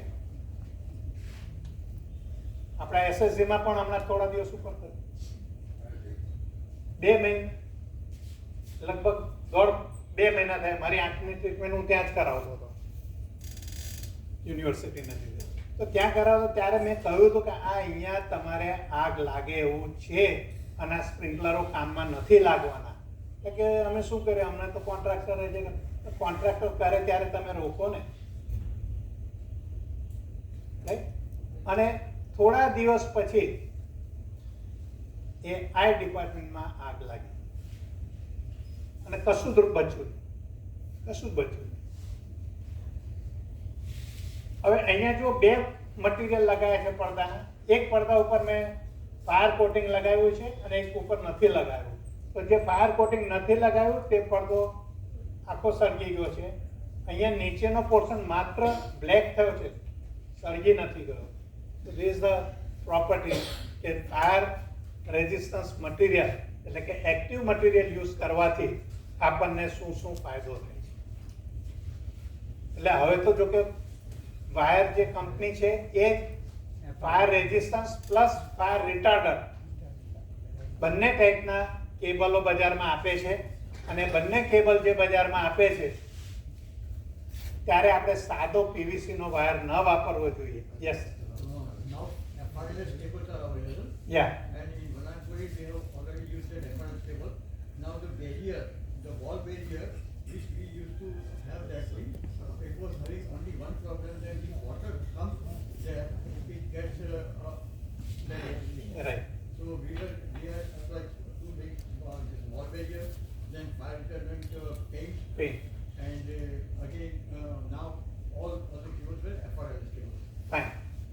and that I have seen. હું ઘણા બધા આપણા પાવર સ્ટેશનમાં વર્ષમાં એકવાર લેક્ચર આપવા પણ જાઉં છું. બધે જ આપણા બધા ગુજરાતના બધા પાવર સ્ટેશનમાં અંડર 111 એની ટ્રેનિંગ આપવા માટે જાઉં છું. અને મેં જોયું છે, સાહેબે બિલકુલ સાચી વાત કહી. અને વણાક બોડીનું તો જે આપણું રૂમ છે ટેકનિકલ સેશન માટેનો, બહુ બેસ્ટ છે, બહુ બેસ્ટ છે.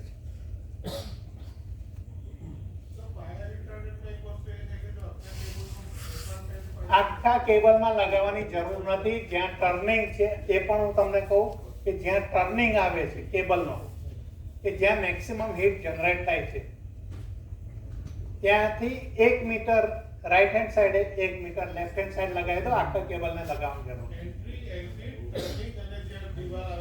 હા, કન્ટિન્યુઅસ લગાવવાની જરૂર નથી. હા, હવે તો કોન્ટ્રાક્ટરો FRLS કેબલ જ પ્રપોઝ કરે છે. કરે છે, પણ તે છતાં હજુ જ્યાં જૂની સિસ્ટમ છે, જૂના મકાનો છે, જૂના એપાર્ટમેન્ટ છે, ત્યાં આપણે આ કરી શકીએ. અને ઇલેક્ટ્રિકલ ફાયરથી પણ આપણે આપણું બિલ્ડિંગ એપાર્ટમેન્ટને સેફ કરી શકીએ. હું જનરલાઇઝ લઉં છું અત્યારે.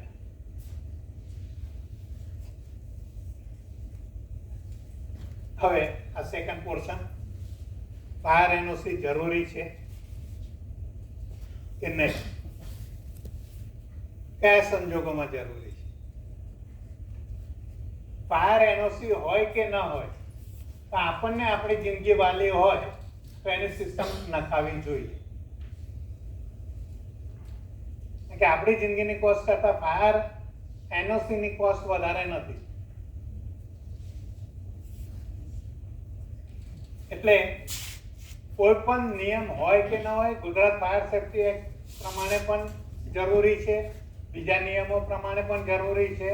પહેલો જે ફાયર એક્ટ બન્યો 2013માં, પછી એમાં રૂલ્સ બન્યા 2014માં, એમાં પછી એમેન્ડમેન્ટ આવ્યું ને રેગ્યુલેશન બન્યા 16માં.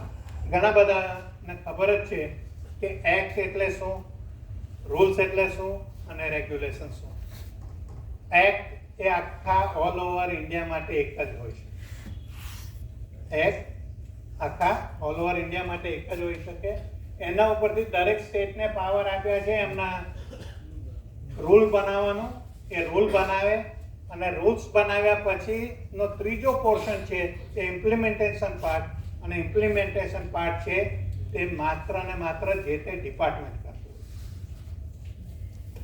ધારો કે ફાયર ડિપાર્ટમેન્ટની વાત કરીએ તો ફાયર ડિપાર્ટમેન્ટને આપણા જે રૂલ્સ છે એના ઉપરથી એમના જે રેગ્યુલેશન બનાવ્યા છે એને ઇમ્પ્લિમેન્ટ કરવાના. એ જ રીતનો આરટીઓનો એક્ટ છે, રૂલ્સ છે અને રેગ્યુલેશન. કોઈ પણ જગ્યાએ ઇલેક્ટ્રિસિટીમાં આપણે લઈ લો તો એના પણ સેન્ટ્રલ ઇલેક્ટ્રિસિટી એક્ટ અલગ છે, એના ઉપરથી રૂલ્સ છે જે દરેક સ્ટેટના અલગ હોઈ શકે અને રેગ્યુલેશન ડિપાર્ટમેન્ટ એને ઇમ્પ્લિમેન્ટ કરાવે. ફાયરમાં આ 5 ટેરેટરી એડ થઈ હતી, એની અંદર બીજી એડ થઈ હતી 3 અને ટોટલ અત્યારે 8 રિજિયન બન્યા છે. આ રિજિયન ઉપરથી જવાબદાર એના ચીફ ફાયર ઓફિસર જે કોર્પોરેશન એરિયા છે અને બીજા વિસ્તાર માટે આરએફઓ. હવે તમને જે ઓક્યુપન્સીની ટાઈપ કહી, તો ઓક્યુપન્સીની ટાઈપમાં જુદા જુદા class A B C D E F G અને H પછી સીધો J છે, I નથી. H પછી J છે અને એના પ્રમાણે આ જુદા જુદા કેટેગરીઝ છે, એના સબ કેટેગરીઝ. દરેકના નોર્મ્સ અલગ અલગ છે.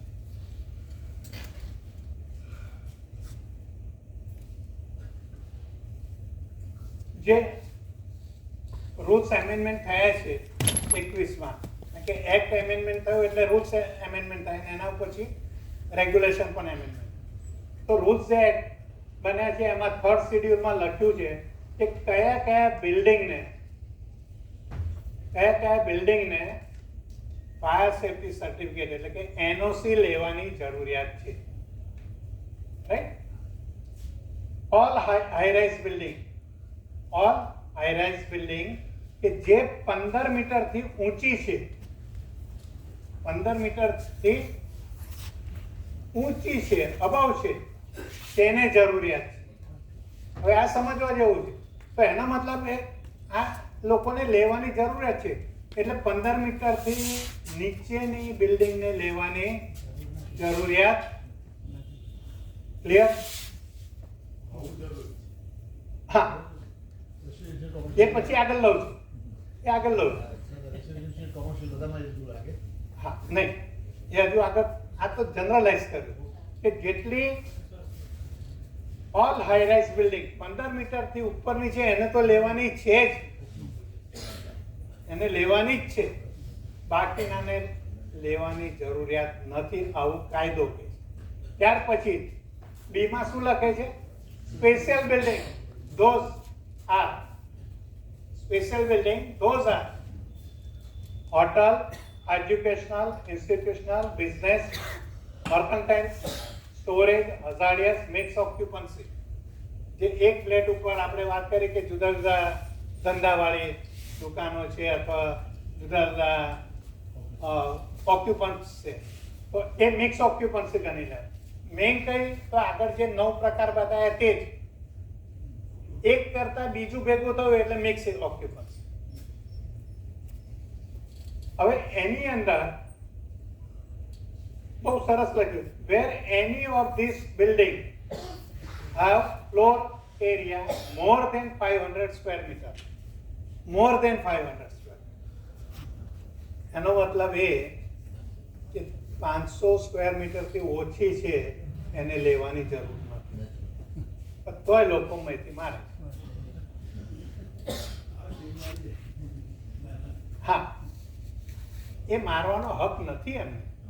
મારે તમને ધ્યાન આજે એ જ દોરવું છે કે કયા બિલ્ડિંગને મારવાનું છે ને કઈ, એ જ એમને પોતાને ખબર નથી. તો 500 સ્ક્વેર મીટર થી એક ફ્લોર અથવા 2-3 ફ્લોર હોય, 100 સ્ક્વેર મીટરના 4 ફ્લોર છે, એ 500 થી ઓછું છે, તો એને પણ લેવાની જરૂર. ક્લિયર? અહીંયા આ મોટા ભાગના ફાયર ઓફિસરો લોકોને આવી રીતના દંડી કરે છે અને દંડાયા છે બધે જુદી જુદી સ્થિતિમાં. અને હું ઓપનલી બોલું છું, મને કઈ ડર નથી, 2 એનઓસી નહીં મળે કઈ વાત. Educational building having height of 9 metre and above, 9 metre અને એનાથી ઉપર છે તેને, 9 મીટરથી નીચે જેટલી પણ કોલેજો છે, સ્કૂલ છે, એને લેવાની જરૂરિયાત નથી. હવે એમાં 2 વસ્તુ વિચારવાની. કઈ 2? 9 મીટરની હાઈટ અને બીજું શું જોવાનું? 500 સ્ક્વેર મીટર. આ 2 માંથી કોઈ પણ એકમાં ફોલ કરીએ તો ઓટોમેટિક તમારે એનઓસી લેવી પડશે, ઓટોમેટિક લેવી પડશે. 500 સ્ક્વેર મીટરથી એરિયા વધારે છે પણ હાઈટ તમારી એક જ ફ્લોરની છે, પણ તો પણ તમારે લેવી પડશે. પણ તમારો ફ્લોર હાઈટ 9 મીટરની છે પણ 500 સ્ક્વેર મીટર નથી થતું, તો લેવાની જરૂર. ક્લિયર? આ પોઈન્ટ ઘણા બધાને ક્લેરિટી નથી, એટલા માટે ખાસ હું, અને આ બધા જ વર્ડિંગ એક્ટ આ રેગ્યુલેશન્સના છે, મારા પોતાના નથી.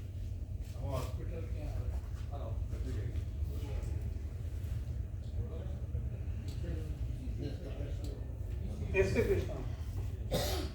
એક પાછળ જઈએ.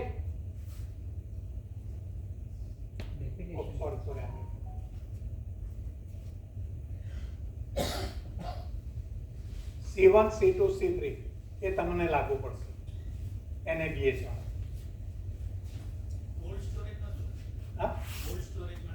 કોલ્ડ સ્ટોરેજ એ ઇન્ડસ્ટ્રીયલમાં આવી જશે.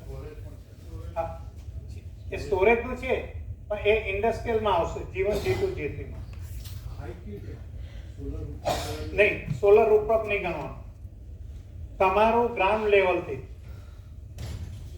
લેવલથી ટેરેસ લેવલ સુધી, ટેરેસની પેરાપીટ અથવા તો તમે જે પેલો દાદરનું ઉપર કેબિન બનાવ્યું છે એ કન્સિડર નથી કરવાનું. ટેરેસ લેવલ સુધી. બહુ અગત્યનો પ્રશ્ન છે સાહેબ આ તમારો, કે એ મીટર ગણવાનું મેપ તમે આપ્યો હોય, મેપ જોઈને પેલો કહી દેશે, પણ એને પોતાને ખ્યાલ હોવો જોઈએ મારું 9 મીટર થયું. અને એટલા જ માટે હું તમને કહું છું, બધા ઓનલાઈન પોર્ટલમાં જજો. હવે રિન્યુ કરાવવાનું હોય તો આમાં ઝંઝટમાં પડશો જ નહીં. હા, તમારી પાસે ડોક્યુમેન્ટ નથી પૂરતા જૂના બિલ્ડિંગના, તો ઓફલાઈન કરજો, એ સારું પડશે, કેમ કે વ્યવહારથી પતી જશે. અને એક વખત પતી ગયું પછી રિન્યુઅલ તો પાછા તમે ઓનલાઈન કરી શકો છો.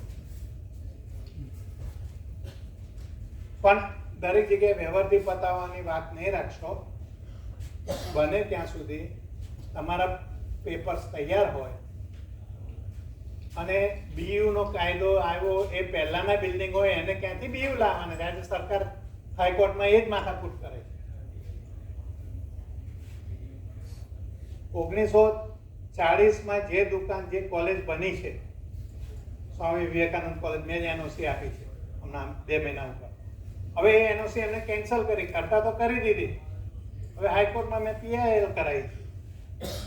આ 3 દિવસે ગઈ, હમણાં 2 દિવસ પહેલા જ મેં બધાને સર્ક્યુલર મોકલ્યો છે. હાઈકોર્ટે શું પકડાવ્યા એ બધાને. હાઈકોર્ટે તમને એ પણ લખ્યું કે જે સ્કૂલો છે એમાં તમારે શું ખૂટે છે એ જણાવો. હા, એ મારી PIL છે સાહેબ. સ્કૂલોમાં પણ એજ્યુકેશન હા, કે તમને ત્યાં કયું સુવિધા નથી એ જોવા મોકલ્યા હતા. સીલ મારવા નથી મોકલ્યા. તમારી પાસે સીલ મારવાનો કાયદો ક્યાં છે? કાયદો ક્યાં છે તમારી પાસે? બતાવો. સરકારને તો ડિસિઝન નથી લેવું એટલે બાય બાય ચાઇની કિસકે ગયા.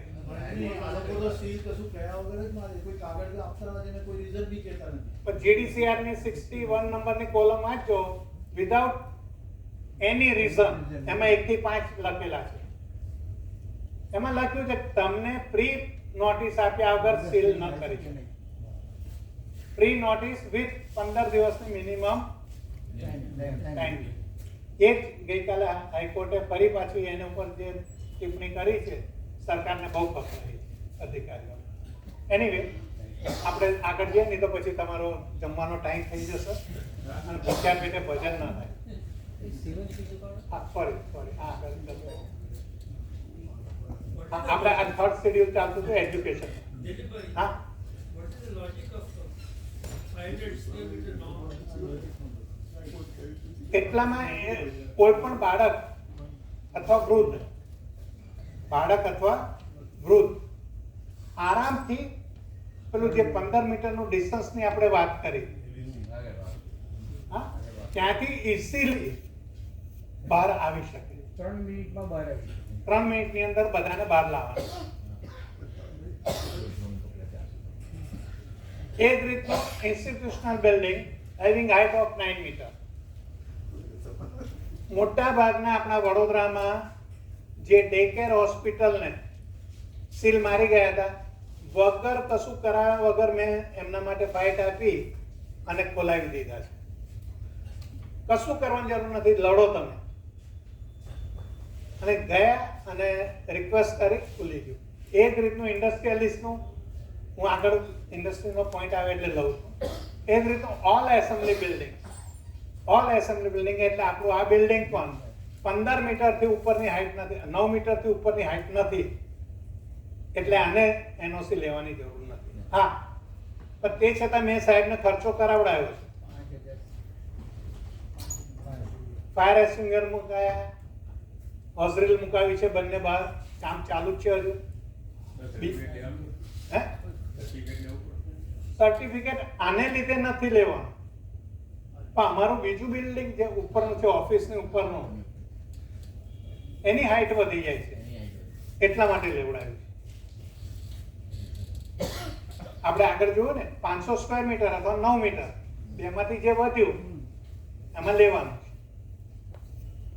તો all assembly building, all multi level car parking, અત્યારે તો કાર પાર્કિંગ પણ 2-3 માળના થઈ ગયા છે, તો એમાં પણ લેવાનું છે એવી જોગવાઈ કાયદામાં છે. ત્યાર પછી ઇન્ડસ્ટ્રીયલ બિલ્ડિંગ, જે આપણે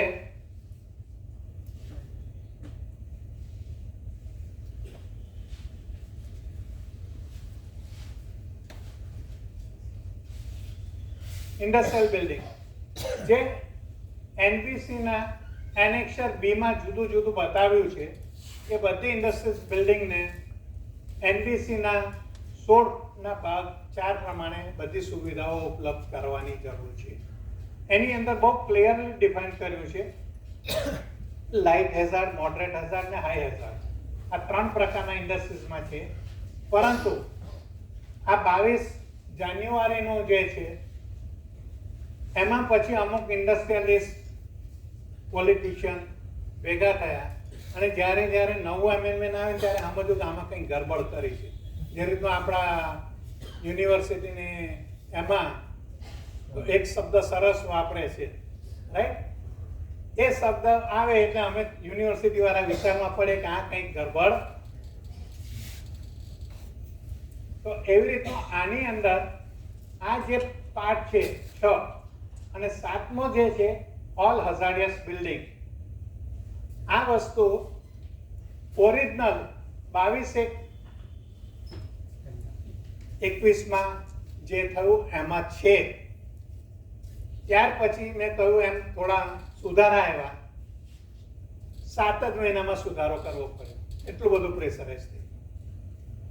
તો એની અંદર આ ભૂરા કલર વાળું આખું ઉડાવીને 6 અને 7ને મર્જ કરી અને 8 જુલાઈના જે નવું એમેન્ડમેન્ટ આવ્યું એમાં એક જ વાક્ય ઉમેર્યું, ઓલ હઝાર્ડિયસ બિલ્ડિંગ, એ અહીંયા એઝ ઇટ ઇઝ રાખ્યું અને અહીંયા ઉમેરી દીધું not cover under the factory act 1948.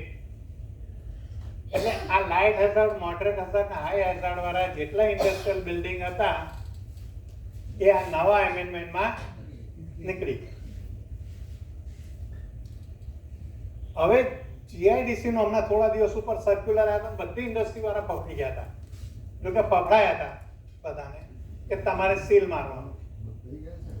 હવે ઇન્ડસ્ટ્રી વાળા વિચારમાં પડ્યા અને એમાં રેવન્યુ વાળા આવે, પછી ફાયર વાળા આવે અને પોલીસ. 3 જણની ટીમ બનીને આવે ને એટલે તમે કશું કરી ન શકો, આરામથી સીલ મારીને જતા રહ્યા છે. એ બધાની સીલો ખોલાવવા માટે જ્યારે અમે બતાવ્યું કે આ કાયદાની અંદરથી તમે કાઢી જ નાખ્યું છે, તો અમારે એનઓસી ઇન્ડસ્ટ્રી વાળાએ કોની પાસે લેવાની? તમે મને કહો, તમે આપી શકો છો તો તમે આપો. અને એક ઇન્સ્પેક્ટર જોડે તો મારે ભાદરણમાં મારા મિત્રની જ ઇન્ડસ્ટ્રી હતી, ત્યાં મને કહે આવું થયું છે, એક કામ કરો, અડધો કલાક તો ચા પાણી કરાવીને વાતો કરાય, હું પોણો કલાકની અંદર ત્યાં આવી જાઉં. ગોરવાથી ત્યાં ગયો, સમજાવ્યું બધા કાયદા, એ ઠંડા પડી ગયા કે તમે અમારા કલેક્ટરને કોણ, અમારે માથાની દવા કરી. આ એમના શબ્દો છે, મારા શબ્દો નથી કે તમે અમારા કલેક્ટરને સમજાવો કે અમને આ રાત દિવસ હેરાન કરી નાખ્યા છે, એ તમારો વિષય. પણ આ બિલ્ડિંગને હું ઊભો છું ત્યાં નહીં મારવાની, અને મારશો તો તમારી ઉપર કેસ કરી દઈશ. તરત જ એ લોકો સમજી ગયા. પછી કે મને આની કોપી મળશે. કોપી નહીં, આ આખો બંચ જ તું લઈ જાવે, બીજા 4 જણને જાગૃત કરજે. મારું કામ જાગૃત કરવાનું છે. તો આ hazardous building not covered under the factory act એ એડ થયું એટલે ફેક્ટરી એક્ટને આજે બી કોઈ ફાયર ઓફિસર હાથ નહીં લગાવી શકે. સૌથી વધારે ફાયર ત્યાં થાય છે, સૌથી વધારે માણસો ત્યાં મરે છે, પણ એને કોઈ કશું કરી શકતા નથી. કારણ આ પાછળ કારણ કાઢવાનું પણ એક બહુ મોટું ષડયંત્ર છે, એ અત્યારે મારે ડિસ્કસ ન કરવું, એકાંતમાં કોઈકને જાણવાની ઈચ્છા છે બધું કહીશ. Building having area more than 300 square metre of incidental assembly building occupancy type. અને આ 8ની જગ્યાએ હવે 7 થઈ ગયું અને 9ની જગ્યાએ 8 થઈ ગયું. બાકી બધું ચેન્જ કર્યો કે આ પીળા પટ્ટા અને ભૂરા પટ્ટામાં કર્યો છે. ત્યાર પછી બીજું એક એમાં જે નોંધ હતી એ નોંધ બધી એવી ને એવી જ રહી, ખાલી એક આ જે પીળો પટ્ટાવાળી 3 નંબરની છે એ નોંધ ઉડાવી દીધી, એટલે નીચેની નોંધ 3માં ઘટી રહી. 4 નંબર હજુ ખાલી જ છે. તમે ઓરિજિનલ તમે GR જોજો, 4 નંબર લખેલો છે પણ એની આમે કશું નથી લખ્યું. એમને ડિલીટ કરવાનો પણ ચાન્સ નથી. ક્રોસ રેફરન્સ બદલે હા, ક્રોસ રેફરન્સ બદલે છે ને એટલે ડિલીટ નથી કરતા, પણ બ્લેન્ક એવું કંઈક લખ્યું ના એટલે બીજા આ નોંધ છે સાહેબ. નોંધમાં 1 2 3 4, જૂનામાં હતું 4. આ પીળા પટ્ટાવાળો પેલો ઇન્ડસ્ટ્રી નીકળી ગઈ એટલે કાઢી નાખવા માટે એમને કર્યું, એટલે આ નીચેનું લખેલું ઉપર લઈ ગયા, પણ આ પછીનો આ 4 ના કાઢ્યો, કોપી પેસ્ટ કોમ્પ્યુટર. એટલે આ હકીકત છે. આ લાઇટ હઝાર્ડ, મોડરેટ હઝાર્ડ ને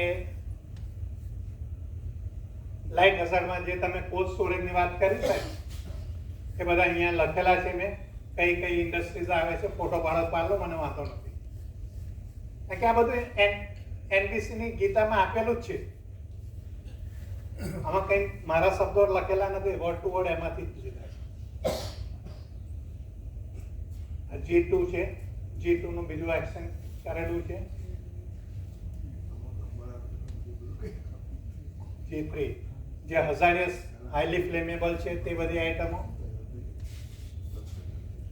અને એના ઉપરથી તમારે હવે જ્યારે ઓનલાઈન કરો, કોઈને કરવી છે એનઓસી ઓનલાઈન, તો અહીંયા તાત્કાલિક પેલું ફોલ્ડર ખોલીને બતાવું, મને વાંધો નથી, એના પૈસા નહીં લાગે, આજે તરફથી ફ્રી છે. પણ હવે ઓનલાઈન કરો ને ત્યારે ભુજ ફાયર સેફ્ટી કોપ આ અથવા ડાયરેક્ટર ગુજરાત સ્ટેટ ફાયર લખશો ગૂગલમાં એટલે પોર્ટલ ખુલશે. એ પોર્ટલ ખુલશો એટલે સાઈડમાં તમને એક પોપઅપ ખુલશે. ત્યાં જે અરજદાર હોય એના નામનું ઈમેલ આઈડી અને મોબાઈલ નંબર નાખી અને તમારે રજીસ્ટ્રેશન કરવાનું છે. એ બહુ સિમ્પલ છે. એ રજીસ્ટ્રેશન કરેલો મોબાઈલ નંબરને તમારે યાદ રાખવાનો પાસવર્ડ. પછી એમાં રજીસ્ટર કરશો એટલે ત્યાં ડેટા ભરવાનો છે, ડેટા ભર દો તમારું નામ, પછી એને ઓફ કરીને ફરીથી પાછું ખોલો. એ ખોલશો એટલે પછી તમારે આવશે સિલેક્ટ પ્રોપર્ટી, એટલે તમારું બિલ્ડિંગ શોધી નાખવાનું. બિલ્ડિંગ શોધશો, એમાં કીવર્ડ આપ્યા છે. જો જૂની એનઓસી હોય તો જૂની એનઓસીનો નંબર નાખજો, અથવા જે જૂની એનઓસીમાં જે નામનું નીકળ્યું હશે એ કીવર્ડમાં નાખશો તો પણ સીધું તમારું બિલ્ડિંગ શોધાઈ જશે. પછી ત્યાં સાઈડમાં ક્લિક કરવાનું છે, બિલ્ડિંગ સિલેક્ટ કરવાનું, એટલે તમે નીચે જશો એટલે પ્રોપર્ટી સિલેક્ટ થઈને આવશે. ત્યાર પછી તમારે FSO સિલેક્ટ કરવાનું, ફાયર સેફ્ટી ઓફિસર, એટલે તમારે રિન્યુઅલ કરાવી છે. તો રિન્યુઅલ કરાવી છે તો તમારે ફાયર સેફ્ટી ઓફિસર તમારે જ સિલેક્ટ કરવાના છે.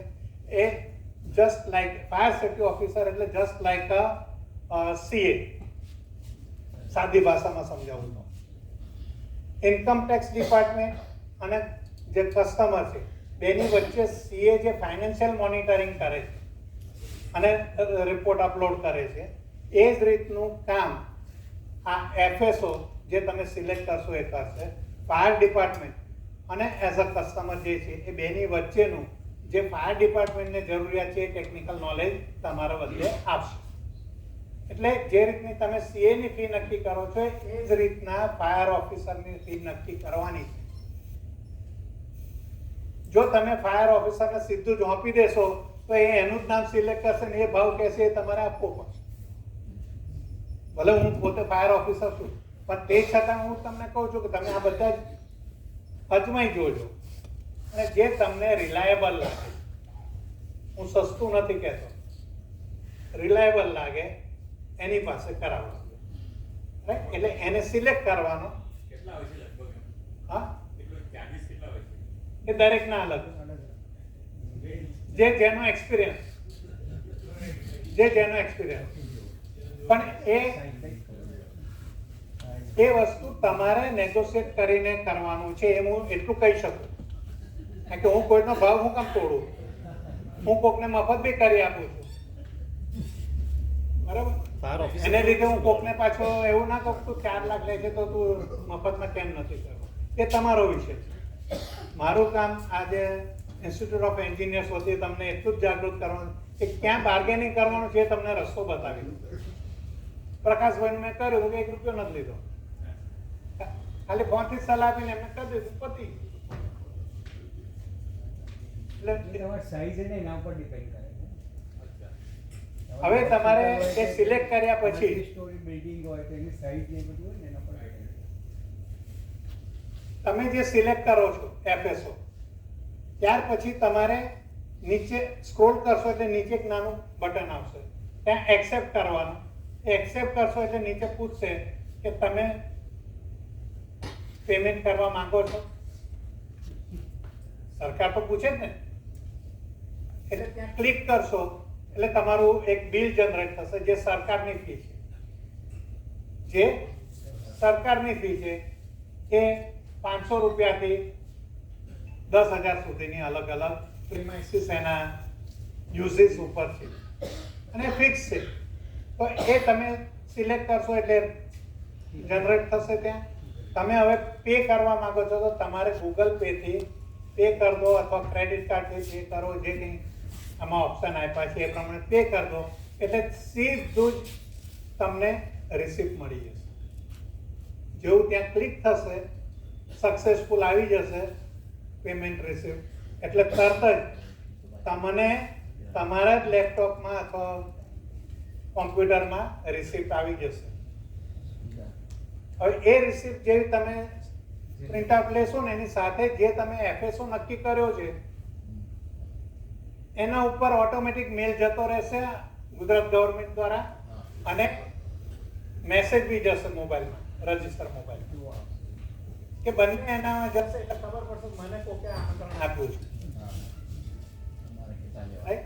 એટલે મારે એને જ્યારે નેગોશિએશન કરીએ ત્યારે મારે એને એક્સેપ્ટ કરવું કે નહીં કરવું એ મારે 7 દિવસની અંદર કરવાનું. જો અહીંયા સમય આપી દીધો 7 દિવસની અંદર, આ 7 દિવસની અંદર હું એક્સેપ્ટ કે રિગ્રેટ કરી શકું. અને રિગ્રેટ કરું તો મારે રીઝન આપવું પડે કયા કારણથી હું રિગ્રેટ કરું. સરકાર એમને FSO ને તોડતી નથી, એને પ્રોપર રીઝન આપવાનું. રિગ્રેટ કરી શકાય. ધારો કે મારી પાસે જનરલનું નથી કરવું તો હું લખી દઉં મને જનરલમાં ઇન્ટરેસ્ટ નથી. આ જે કેટેગરી લખી છે જનરલ, એની અંદર આટલા ટાઈપના બિલ્ડિંગ હોસ્પિટલ્સ બધા આવેલા છે. એ ક્રાઇટેરિયામાં મારે નથી કામ કરવું. એના માટે જનરલના જે FSOs છે તમે જે સિલેક્ટ કરશો ને બિલ્ડિંગ તમારું, ત્યારે સાઈડમાં લખ્યું છે કે કઈ કેટેગરીનો FSO તમને કામ કરી શકે. જનરલ વાળો કરી શકશે, એડવાન્સ વાળો કે સ્પેશિયાલિસ્ટ વાળો, બહુ સ્પેસિફિક છે. એટલે એના ઉપરથી તમે પેલો FSO સિલેક્ટ કરો છો, ડિસ્કશન કરો છો અને આટલા બિલ્ડિંગ માટે તમને મદદરૂપ થઈ શકે. સેકન્ડ કેટેગરીમાં જઈએ એડવાન્સમાં તો આટલા બિલ્ડિંગ કરી શકે છે. થર્ડ કેટેગરીમાં જશો સ્પેશિયાલિસ્ટમાં તો આટલા બિલ્ડિંગને કરી શકશે. થર્ડ બિલ્ડિંગ એટલે જે કેટેગરી છે સ્પેશિયાલિસ્ટ, એ સ્પેશિયાલિસ્ટ નીચેની બંને કેટેગરી કરી શકે. જનરલ પણ કરી શકે છે ને એડવાન્સ. એડવાન્સ વાળો સ્પેશિયાલિસ્ટનું નહીં કરી શકે પણ જનરલનું કરી શકશે, અને જનરલ વાળો માત્ર જનરલનું કરી શકશે, એડવાન્સ અને સ્પેશિયાલિસ્ટનું નહીં કરી શકે. કોને? FSO નું તો ઓલરેડી ગવર્મેન્ટે કરેલું જ છે. એમને અમને ટ્રેનિંગ આપી છે, અમારી એક્ઝામ એવી લીધી છે કે જૂના 10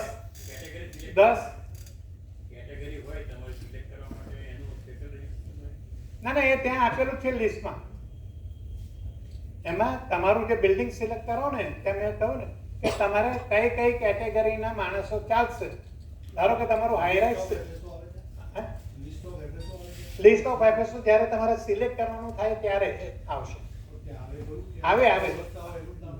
આવે અને એની અંદર પણ તમે કીવર્ડ નાખો કે તમારા એરિયાની નજીકનો જોઈએ છે, આખા ગુજરાતમાંથી જોઈએ છે. એ નથી રિસ્ટ્રિક્શન નથી કોઈ. એ FSO નું પોતાનું નક્કી કરવાનું કે મારે ક્યાં કામ કરવું. ધારો કે મેં આખું ગુજરાત સિલેક્ટ કર્યું છે, મને કચ્છમાંથી આવે છે તોય જઉં છું. હમણાં ભાવનગરનું છે તો હું જવાનો છું પરમ દિવસે. અમદાવાદમાં કેટલી NOC આપી? હા, સાઇટ વિઝિટ જ કરવી પડે આમાં તો. પેપર પર ચાલે એવું નથી, કારણ કે મેં પહેલા જ કહ્યું તમને કે આ જે એપ અમારી ભરાય છે એ માત્ર ને માત્ર જીઓટેક. એટલે જે બિલ્ડિંગનું NOC આપવા જવું ત્યાં પહેલામાં પહેલા મારું થોબડું પાડવાનું, કેવો દેખાવ છો આ બિલ્ડિંગ આગળ, સેલ્ફી લેવાની, અને એ જેવી સેલ્ફી લો એટલે સીધું પોર્ટલ પર અપલોડ થઈ કે આટલા વાગે તમે આ ચાલુ કર્યું. અને ત્યાં એક જીઓટેગ પ્રમાણે બધા એના ફોટોગ્રાફ્સ અપલોડ કરવાના છે. એ બધા અપલોડ કરો પછી એનું આખું સિસ્ટમ પ્રમાણે ક્લોઝિંગ મીટિંગ, ઓપનિંગ મીટિંગ બધી થઈ હોય, બધા time to time mock drill કર્યું છે તો મોક ડ્રિલની ટાઈમિંગ એ બધું જીઓટેગ સાથે જાય છે. અને ત્યાર પછી જ સાંજે પેલો FSO કે આ બરોબર છે, ક્વોલિફાઈડ થાય છે બધા નોર્મ્સ પ્રમાણે, તો જ એનું સર્ટિફિકેટ એના ઈમેલમાં જશે, બાકી નહીં જાય. અથવા એ તમને સજેશન કરશે કે તમે 10 દિવસમાં આટલા કરેક્શન કરી નાખો, હું ફરી આવી ત્યાંથી આગળ વધીશ. Right? એટલે આ બહુ સરસ સિસ્ટમ બનાવી છે. પણ હા, રિન્યુઅલ માટે માત્ર FSO. ફર્સ્ટ ટાઈમ માટે ડિપાર્ટમેન્ટની જવાબદારી આપી છે. ફર્સ્ટ ટાઈમ માટે ડિપાર્ટમેન્ટની, પણ એ પણ તમે ઓનલાઈન કરી શકો, FSO નો ઉપયોગ કરી શકો. તમને ભરતા નથી ફાવતું તો FSO નો ઉપયોગ કરી શકશો, એટલે FSO તમને મદદ કરશે, એના ચાર્જ લેશે.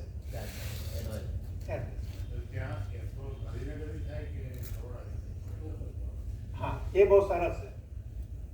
એનું એપ્રુવલ જે છે ને થશે જે તે તમારો નિયરેસ્ટ ફાયર ઓફિસર રિજિયન આવતો હશે ત્યાં. કોર્પોરેશન હતો તો CFO, રિજનલમાં આવતો હોય તો RFO કરશે. પણ તમે ઓનલાઈન જેવું કરશો ને સિલેક્શન, એટલે તમારે ત્યાં ક્લિક કરશો એટલે એક એપ્લિકેશન જતી રહેશે ગુજરાત સ્ટેટ ફાયર પ્રિવેન્શન, બીજી એપ્લિકેશન જતી રહેશે તમારે જે નજીકનું ફાયર સ્ટેશન હશે ત્યાં, અને નજીકનો જે CFO અથવા RFO જે ઓથોરાઇઝ પર્સન હશે એને ત્યાં.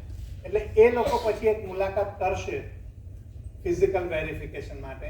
ફિઝિકલ વેરિફિકેશન છે કે નહીં, એ ફોટામાં તો બધું ઘણું બધું આપણે ચેન્જ કરી શકીએ. ફિઝિકલ છે કે નહીં એ જવાબદારી એને કરવાની છે. અને પહેલા 3 વર્ષની A at a time NOC આપે છે, ફર્સ્ટ ટાઈમ લો છો ત્યારે. અને પછી માત્ર દર 2 વર્ષે રિન્યુઅલ છે, અને એમાં દર 6 મહિને એનું આખું મોક ડ્રિલનો ડેટા અપલોડ કરવાનો. ફર્સ્ટ ટાઈમનો કંટ્રોલ છે એમની પાસે. અને બાકીના જે રિન્યુઅલ વખતે પણ ક્લેરિટી કરું કે ધારો કે મેં 100 NOC આપી છે, તો ઇન્કમ ટેક્સમાં જે રીતનું 10% સ્કૂટીનો પાવર છે એ રીતનો 10% સ્કૂટીની પાવર એમની પાસે ખરો. સિસ્ટમ બહુ સરસ બનાવી છે. પોલીસ સ્ટેશન હોય છે પટેલ સાહેબ, પોલીસ સ્ટેશન તમે જે રીતે એપ્લાય કરો ને ત્યાં પર લાગુ થશે કે તમારું આ રીતે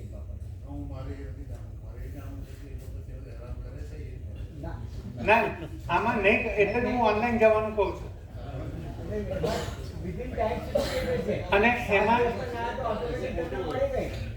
એમાં જ્યારે ફર્સ્ટ ટાઈમ તમે ઓનલાઈન એપ્લાય કરો છો ત્યારે તમે એપ્લાય કર્યાના દિવસથી જ ચાલુ, 1 મિનિટથી ચાલુ થઈ જાય કે 21 દિવસની અંદર પેલા NOC આપવી પડે, અથવા જે કંઈ ક્વેરી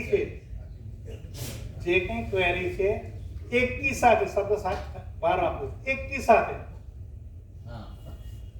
સાથે એ ક્વેરી સોલ્વ કરવાનો ટાઈમ આપશે. એ સોલ્વ કરો અને ફરી જ્યારે સબમિટ કરો છો ત્યાર પછીના 21 દિવસની અંદર એને ક્લિયર કરવું પડે.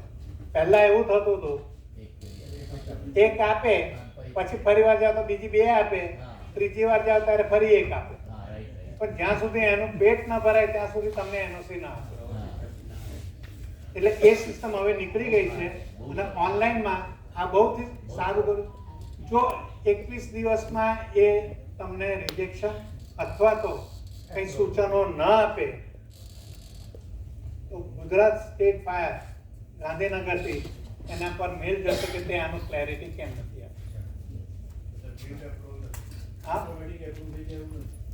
ના, પછી એ એનો જવાબ માંગશે, ખુલાસો માંગશે અને એ પણ જો અઠવાડિયામાં નહીં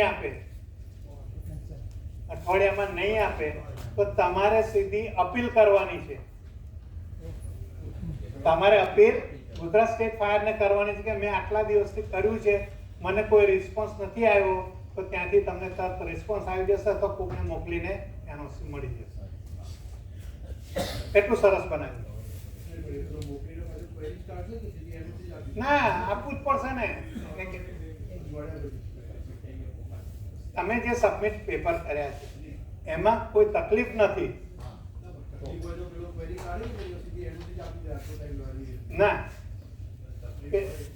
એ પહેલા એને પૂછી લે છે ને સ્ટેટ ફાયર, અઠવાડિયાનો ટાઈમ એ લે છે કે ભાઈ તારે કેમ હજુ આનું કર્યું નથી મોનિટરિંગ. જો નથી કર્યું તો એનો જવાબ એને આપવો પડશે કે એને કંઈક બાકી છે, કે એનું આ ખૂટે છે, તે ખૂટે છે, પેપર નથી બરાબર, અથવા મને પોતાનો ટાઈમ નથી મળ્યો, એવું કંઈક રીઝન તો એને આપવું પડશે. પછી તમને જણાવશે. જો એ નથી આપતો તો તમને એનઓસી માટે જરૂરિયાત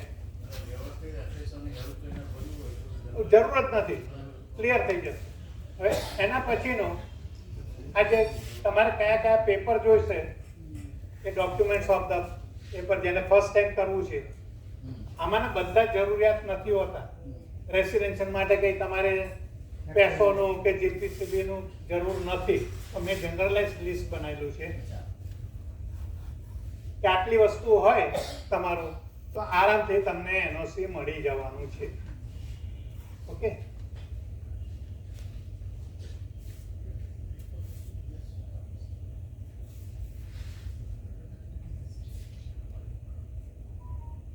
એક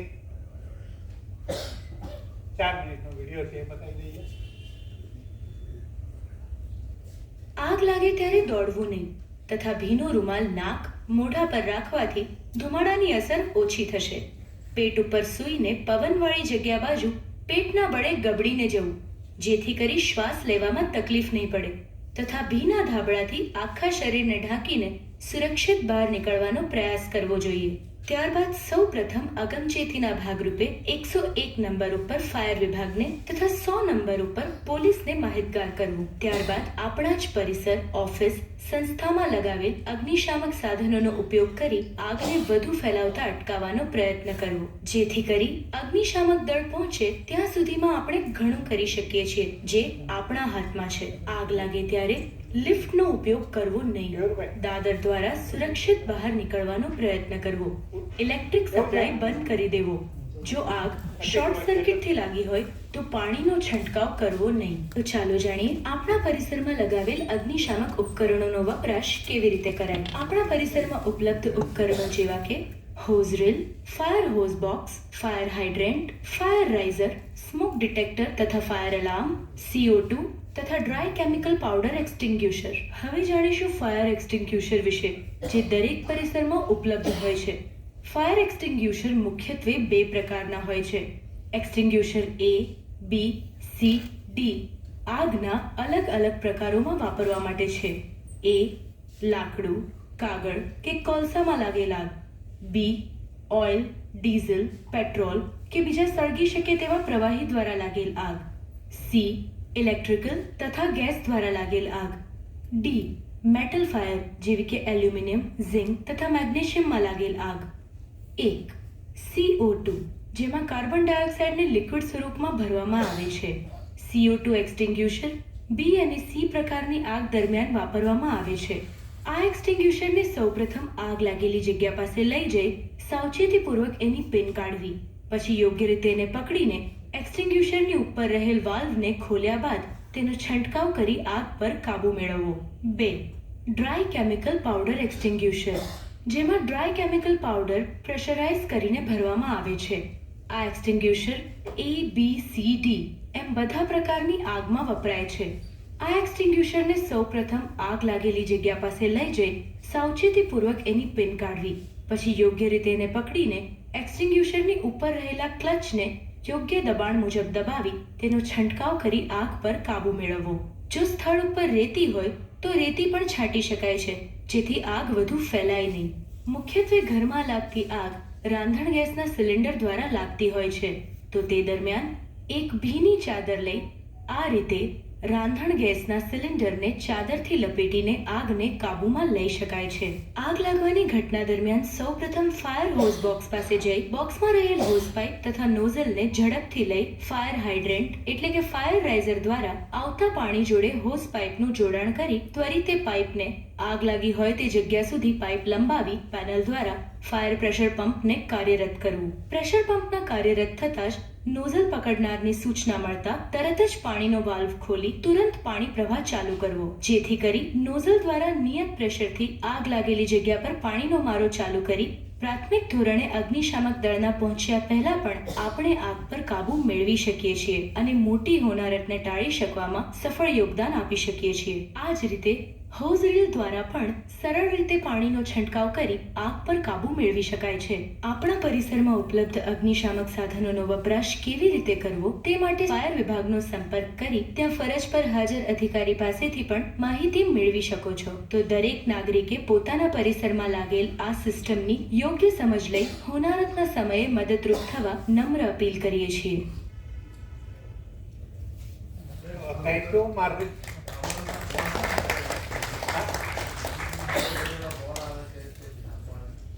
એના કરતા ઘરમાં ફટાકડો મૂકી દો સાહેબ, એ વધારે સારું. હું એને રેકમેન્ડ નથી કરતો. એ શું કરે છે કે તમે જે એ બોલ છે, આપણે એટલા તો પાબંદા નથી કે જ્યાં આગ લાગે ત્યાં હું નાખી ડેમોન્સ્ટ્રેશન કરવા હતા 1 મીટર બાય 1 મીટર બોક્સની અંદર કરે તો એમ જ પડવાનું છે. પણ જ્યાં આગ લાગી છે ત્યાં તમે બોલ નાખશો તો ત્યાં જ જઈને ઉભો રહેશે નક્કી નથી. આપણે એટલા પાબંદા નથી. સ્કેલ લાઈન બરાબર, એ ગબડવાનું છે.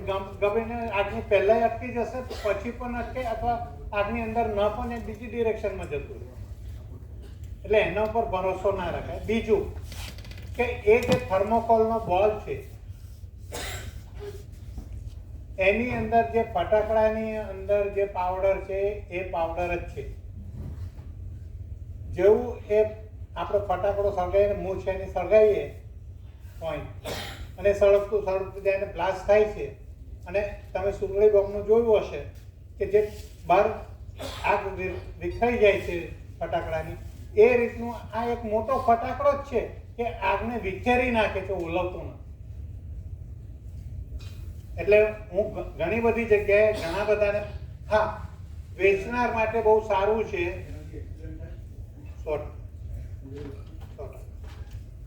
એના માટે વેપારી વર્ગ માટે સારું છે. કંપની કમિશન બોટલ કરતા 3 ગણું આપે. આ બધું હું એટલે બોલું છું સાહેબ કે હું એ ધંધો નથી કરતો. કોઈ બોટલ નથી વેચતો કે નથી ફાયર એક્સટિંગ્વિશર વેચતો કે નથી, એટલે હું ફ્રીલી બધાની જોડે આવી ટોક કરી શકું છું. પણ જો હું ધંધો કરતો હોત તો એવું ના બોલું. એ નથી. Dilipbhai, I Ah. have a small suggestion. G, Fire extinguisher, when it is to be used, many people do not know how to use it. Now- તમને ઈચ્છા હોય તો હું સળગાવડાવું બહાર. No, I have a suggestion. Wherever you install it, some regulation should be made. Wherever you install this, but SOP checklist should be tested along with that. So that Yes, anybody- exactly. It is there. It is there. I don't find anywhere. It is not there.